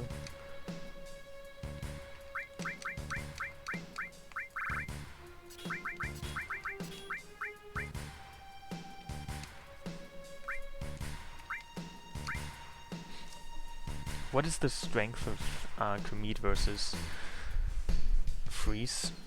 Because I could maybe get a little bit more MP to then link Quadra magic to freeze instead of commit. But I think it doesn't really make a difference anyway.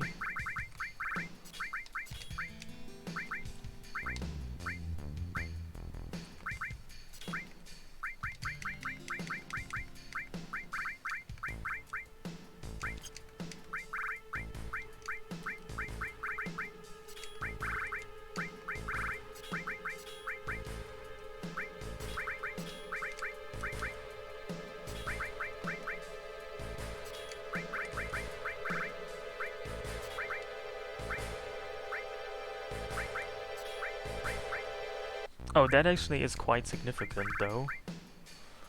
In that case,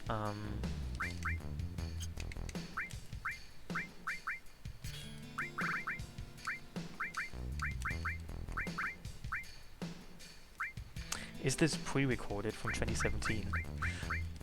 What do you think?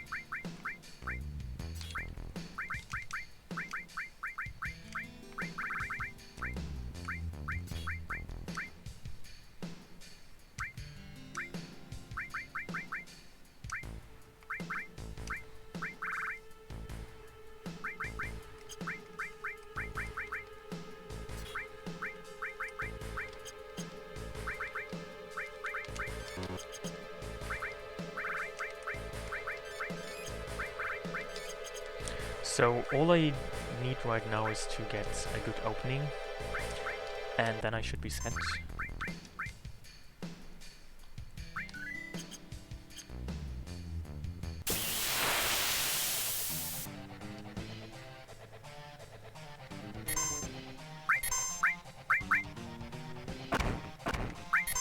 I don't actually know if you can paralyze or stop him, so I guess I'm just gonna find out.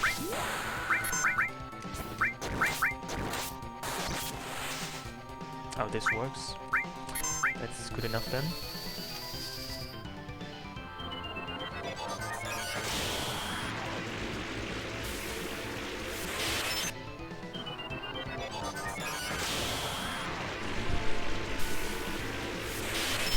You know, the interesting thing about Quadra magic is that it basically works like a free W magic. If you combine a spell with Quadra magic, the base strength is half, but it's used 4 times. So you basically get double power out of it for just the price of 1 cast.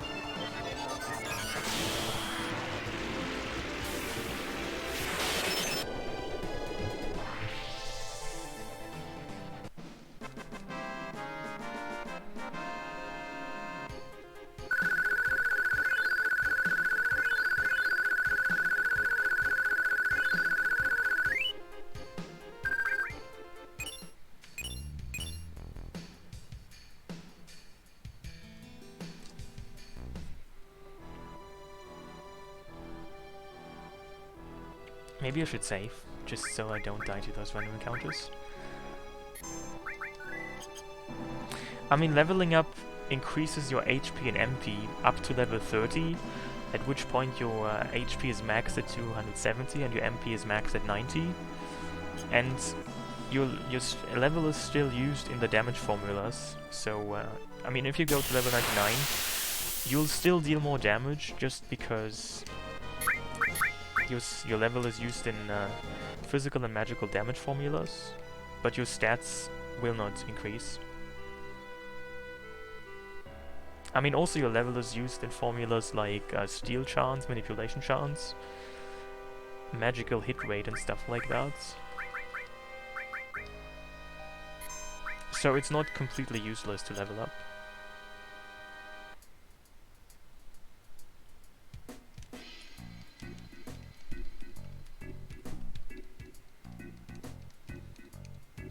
Yeah, if you have both W magic and Quadra magic, you will, provided your Quadra magic is sufficiently leveled up, you will use a spell 8 times, which is really quite neat. I save too much. Well, the world is dangerous, you should save often, which is also what I for the longest time thought is a line that occurs in a Björk song, but apparently it's not.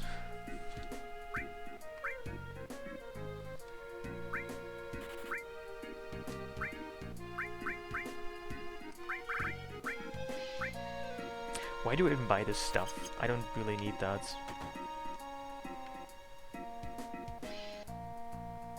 You know, if you listen to the song from Björk's second album Post called Hyper Ballads, there is a point in that song where it sounds to me like she's singing Save Often, but that must just be my imagination.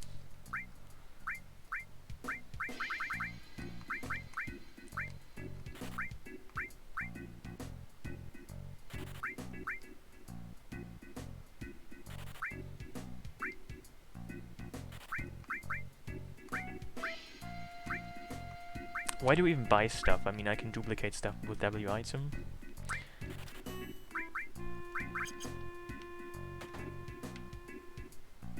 How doable are the battles in the Gold Saucer and the Battle Arena? I don't actually know, I haven't tried that yet.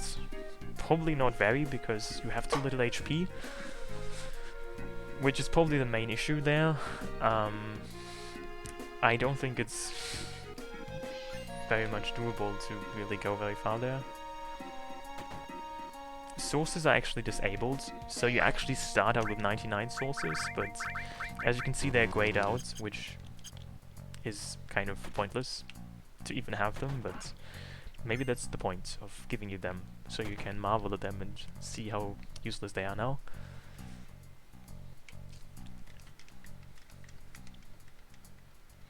Well, good night, Mosquito.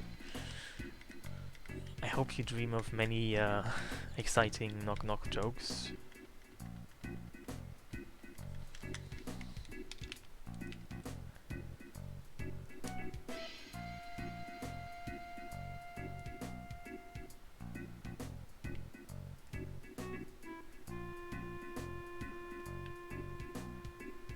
I mean, if I give somebody a Tetra element, they literally cannot die to Palma, which is interesting. Palma's attacks are Fire, Ice, and Lightning Elemental. They actually bolt 2, Ice 2, and Fire 2, all of which can be absorbed with the Tetra Elemental, which I have.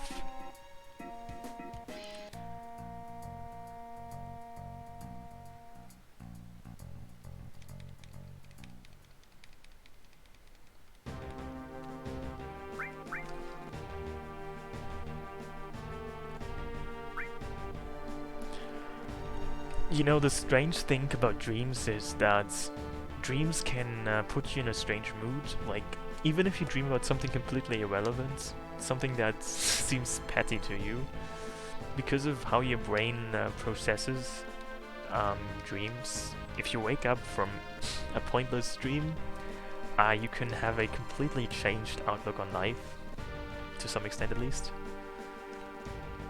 I'm not using cool names. I mean, are you saying Sid is not a cool name? wouldn't you want to be called Sid in real life? I mean, I don't know. I mean, technically Sid is already a fairly regular name, but I mean, I can't name my character something like handbag thief all the time, or I don't know, part-time hooker.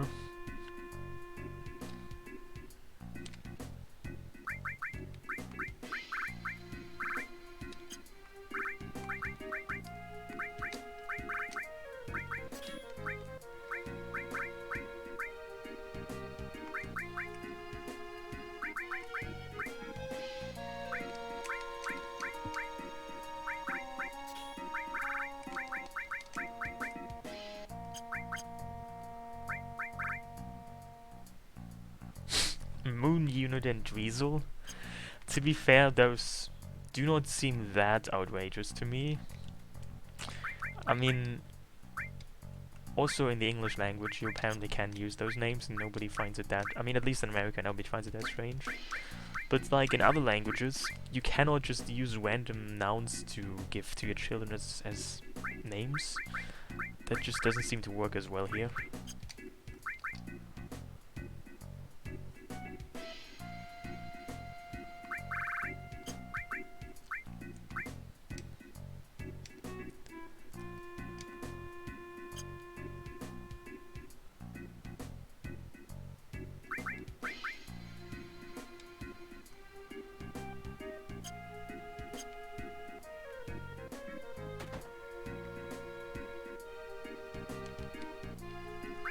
Also, it's kind of strange how in FF7 there's like not only 1 or 2 people who are sitting on the toilet and screens, but there's like, I haven't actually counted them, but there's at least 3 cases of somebody being in the bathroom and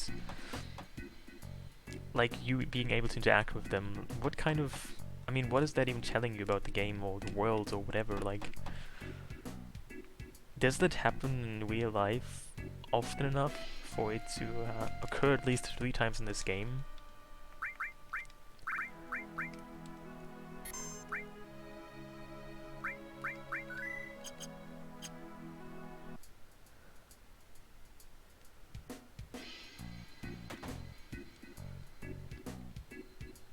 I mean, I don't know if that's just somebody's experience with food poisoning, but if you have food poisoning, it seems like you don't actually get to have a lot of metabolism, and you just, I mean, if you just vomit all the time and you can't eat, you cannot really poop much, can you?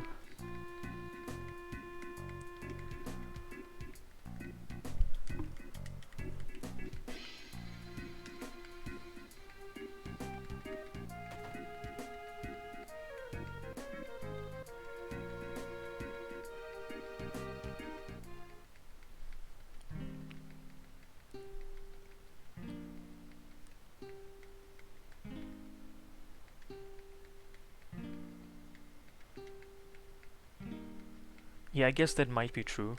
I have been to Japanese public restrooms, and they always seemed quite crowded. Whereas where I am, public bathrooms are usually very empty, like, you have a hard time finding somebody else in them. Which you probably should not try finding, because that's creepy.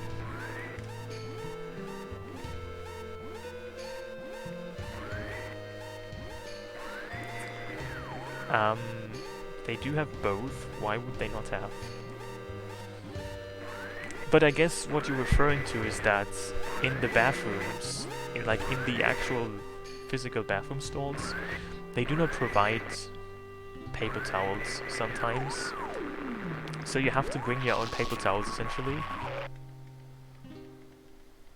But that's not the case everywhere, like, I think even more so nowadays, with tourism being more relevant than a while ago, they do actually cater to you, so they have toilet paper and stuff.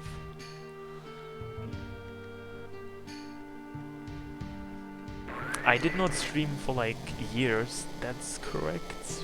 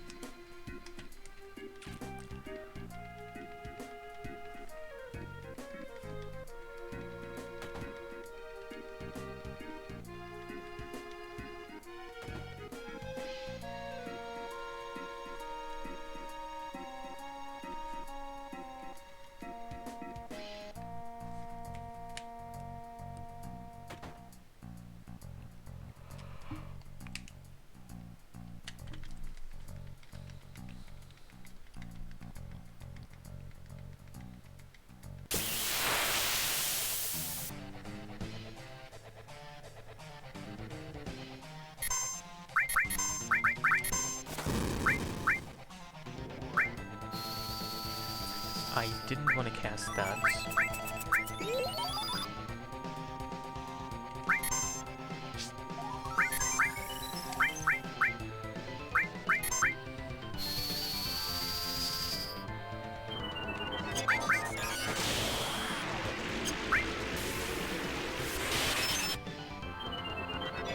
You know, interestingly enough, freeze can actually inflict stop, which it just did, which is also kind of handy.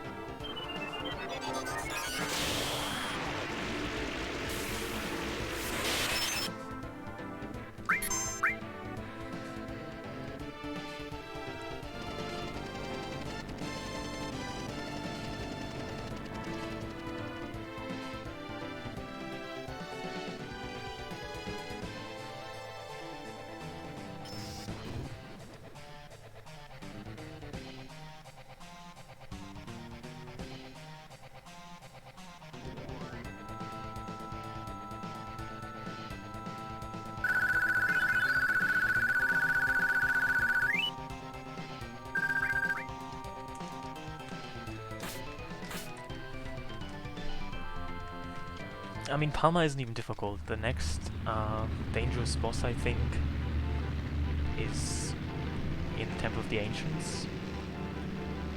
Then again, I mean, Red Dragon can only target single characters, so you can always out-heal him.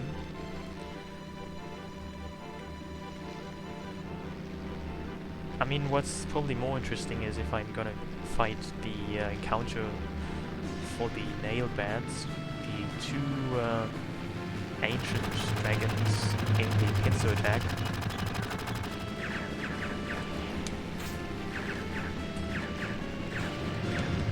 Oh, I could also go to Wutai now. I mean, what's more fun than doing a completely random, unnecessary sidetrack trip to Wutai?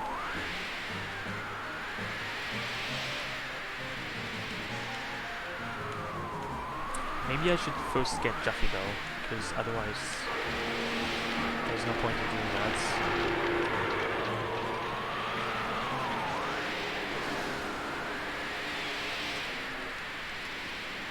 I mean, I don't see why you shouldn't be able to do the pagoda.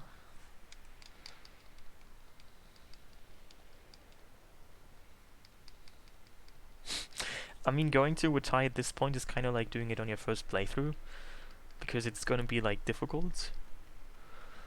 Since you don't, I mean, the thing about Wutai is that it removes all your well, not all, but it removes normally all the materia you have. Juffy can actually only steal 48 pieces of materia, so if you have more than that, you're gonna keep some. But essentially, in this mod, you get a lot of good materia, and if you don't have that anymore, that of course makes it more difficult. So I don't even know if that's a good idea, because you might get stuck there and unable to defeat Raps. But I guess that will not happen, so maybe I should give that a try.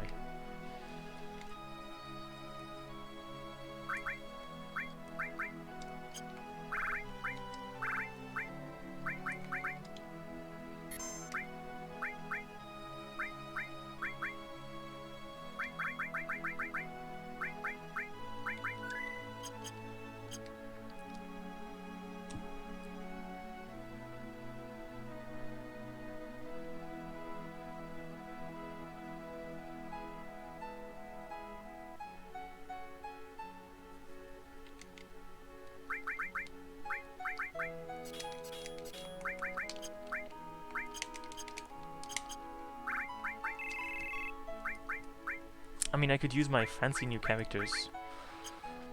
Some of them at least.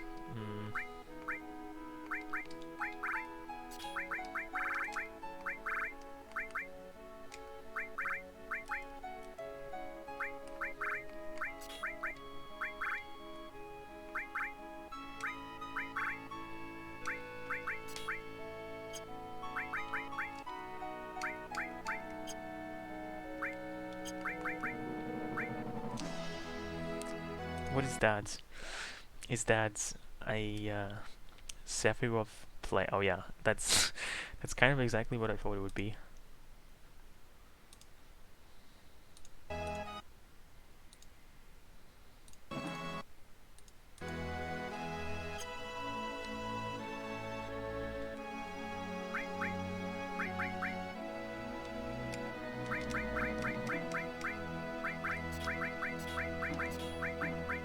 I mean, I wonder how much materia I have. Let's count that. So one page is 10, 20, 30, 40, 50, 60. So I have more materia than Jeffy can steal.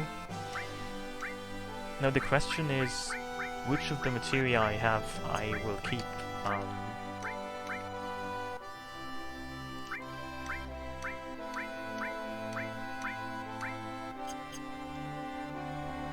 No, she actually has a very specific steal order. She's supposed to steal like useful. Well, that's debatable, but the point is she has a very specific steal order. I guess she's supposed to steal like rare materia first. So the first materia she will always steal is Master Summon, followed I think by something like Knights of the Rounds, and then it, you know, the list goes somewhere. So I think the last materia she will steal is Underwater, because that's literally useless to anybody. The question of it is that out of the materia I have, some of which is more useful than others, which of those I'm gonna keep? Hey Xenoa, I am good, how are you?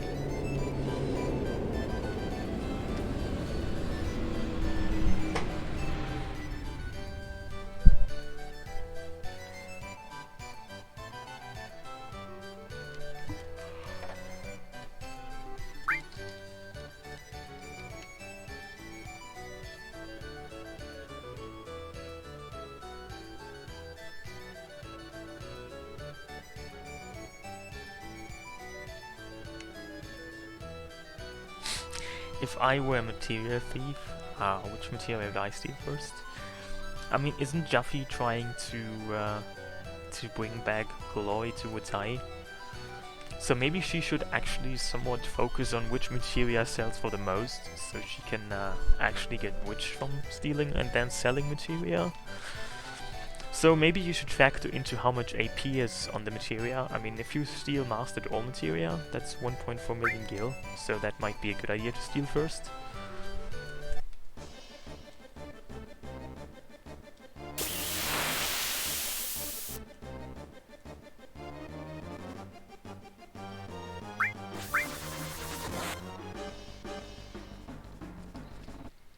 Well, that was a surprisingly fast round.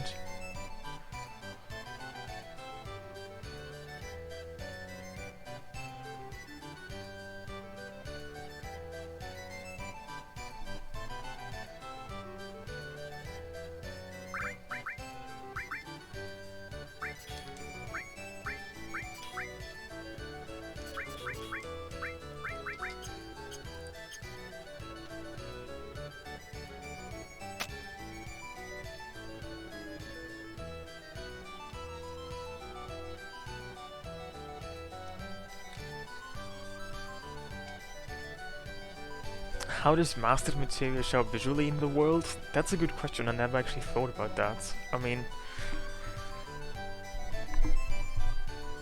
that's interesting. Maybe, I don't know. Maybe it just changes shape or something like that. I mean, considering that it's a one-way process, like you can only increase the AP on a materia and you can't go back. Maybe it just grows or something.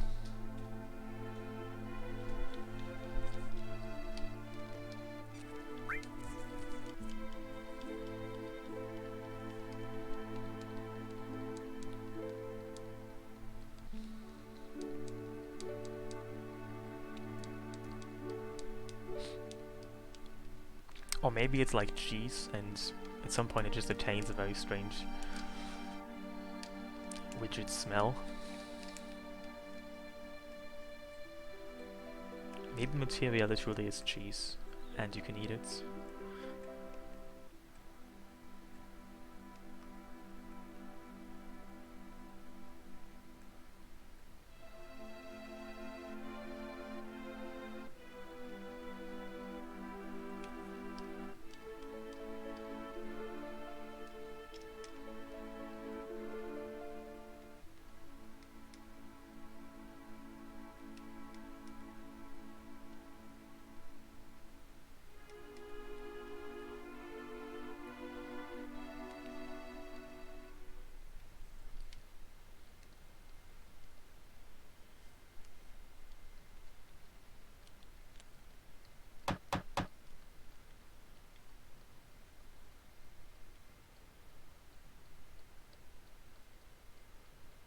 Also, isn't this just a nice hotel room? Look at how much money they spend on all the decorations. They have like a maze and weird looking chests, fridges in the shape of Iron Maiden. They really went all out on decoration.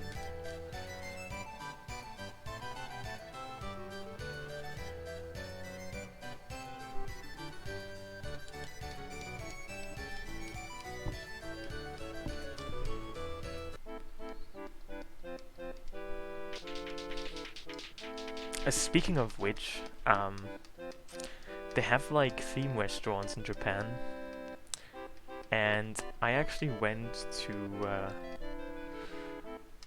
something called the Vampire Cafe, which is like a themed restaurant in Tokyo where you have a very strange atmosphere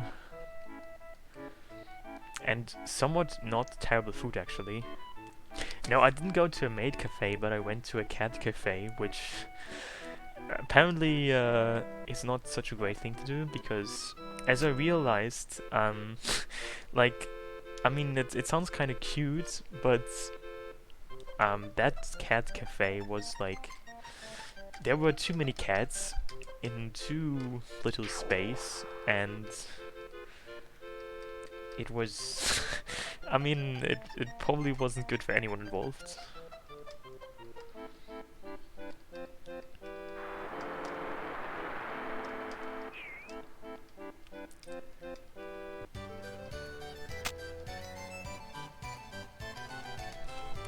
I mean, there was, like, first of all, it wasn't even a cafe, it was like in somebody's apartment. I mean, we were just, trying to find like a nice or an interesting cafe, like a theme cafe, but all of those seemed too far away from where we were at that point, so we decided to go to this cat cafe.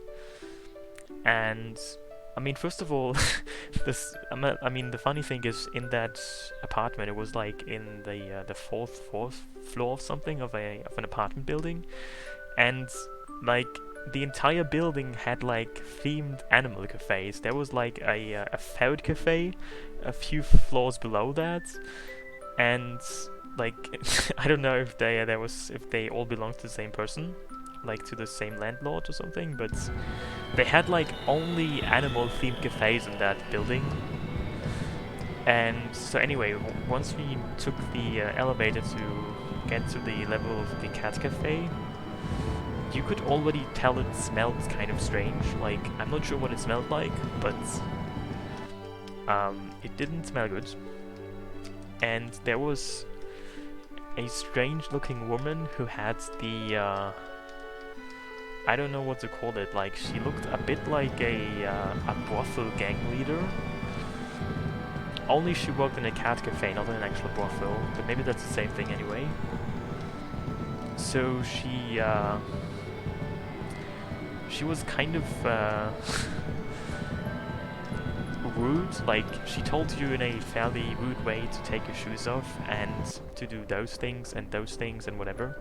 So like, you are not supposed to sit on certain places and whatever.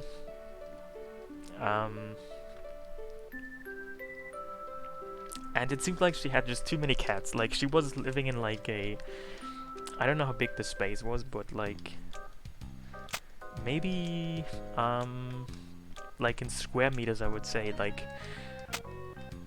15 square meters. Somebody might have to transfer that into I don't know how much that is in square foot, but it was fairly small. And I think she had like 15 cats, so that's, I would say, is just too much. At least for that kind of room size.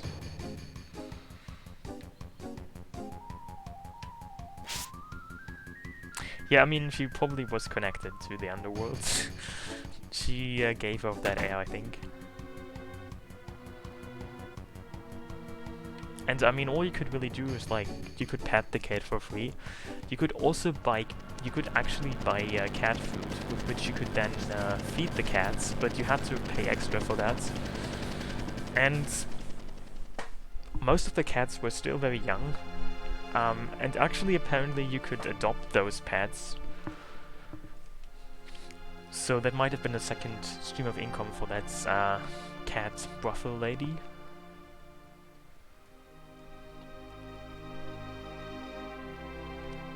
But the cats didn't really seem none of them seemed physically ill, but I'm not sure if it's good for cats to be surrounded by strangers on a regular basis or on a constant basis.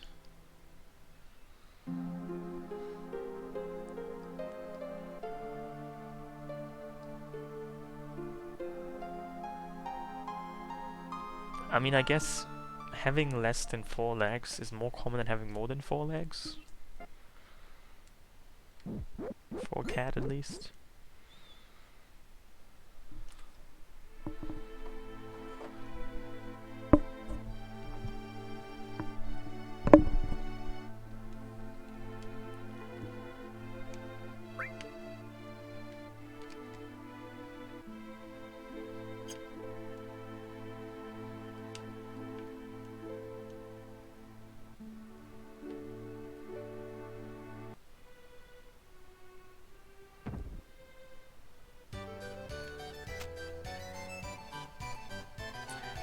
No, there's not, but I can explain this mod to you. In this mod, all your stats stay at 1, except for your HP and MP, which are capped at 270 and 90 respectively. So your stats are pretty much as low as they can be for the entire game. But to set off that, you start out with very powerful equipment and materia to make use of. So, in short, it's like a glass cannon mod, which makes for some... oh, the timer stopped? How did that even happen? No? It didn't? It should still be there, right?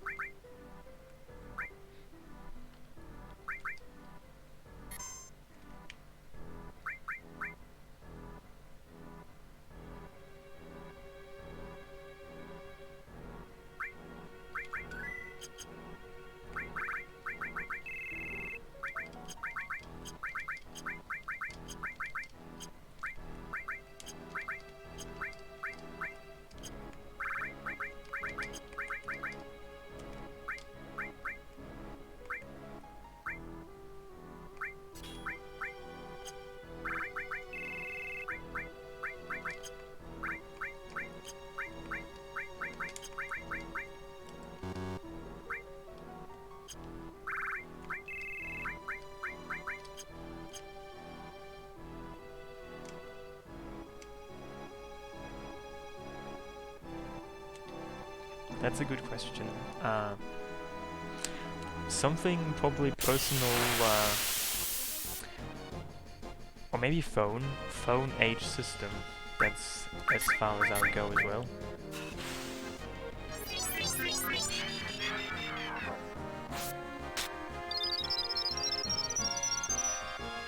But I think you could also come up with some other ideas, like, I don't know, pizza humiliation system.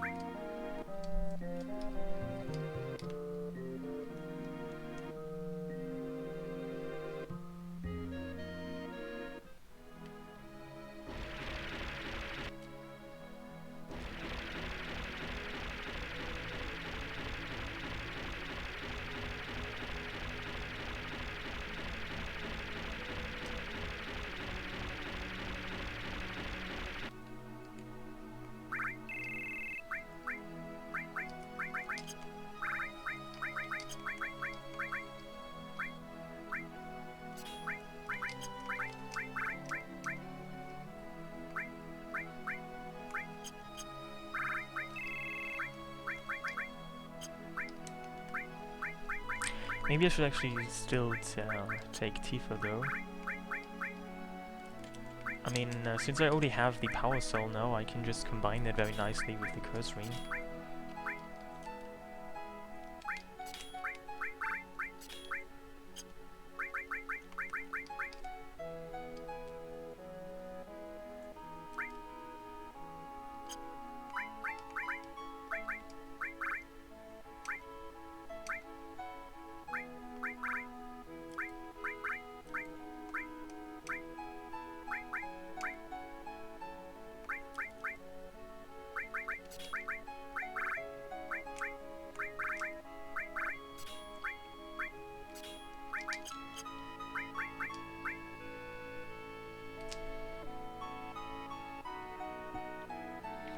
Well, it's more at least now like a 2 off, because this is my second time streaming. Right, maybe it's gonna be a 3 off actually, even.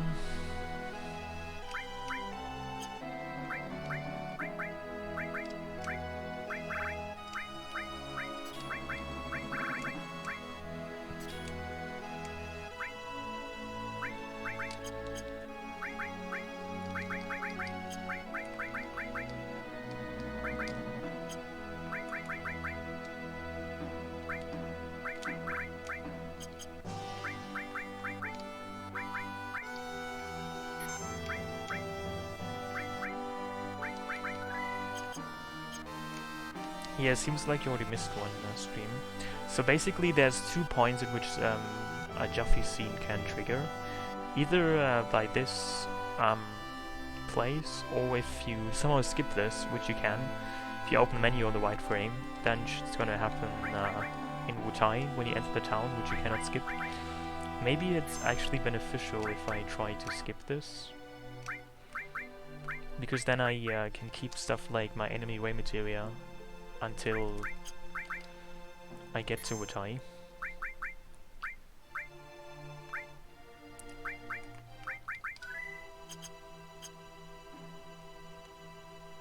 I mean, because because Jaffy's probably gonna take my death blow away from my death blow materia away from me.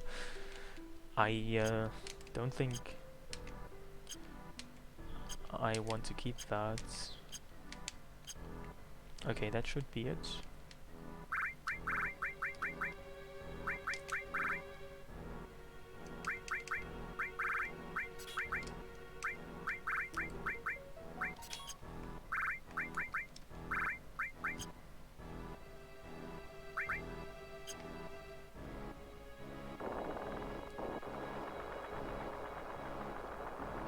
You start with mine.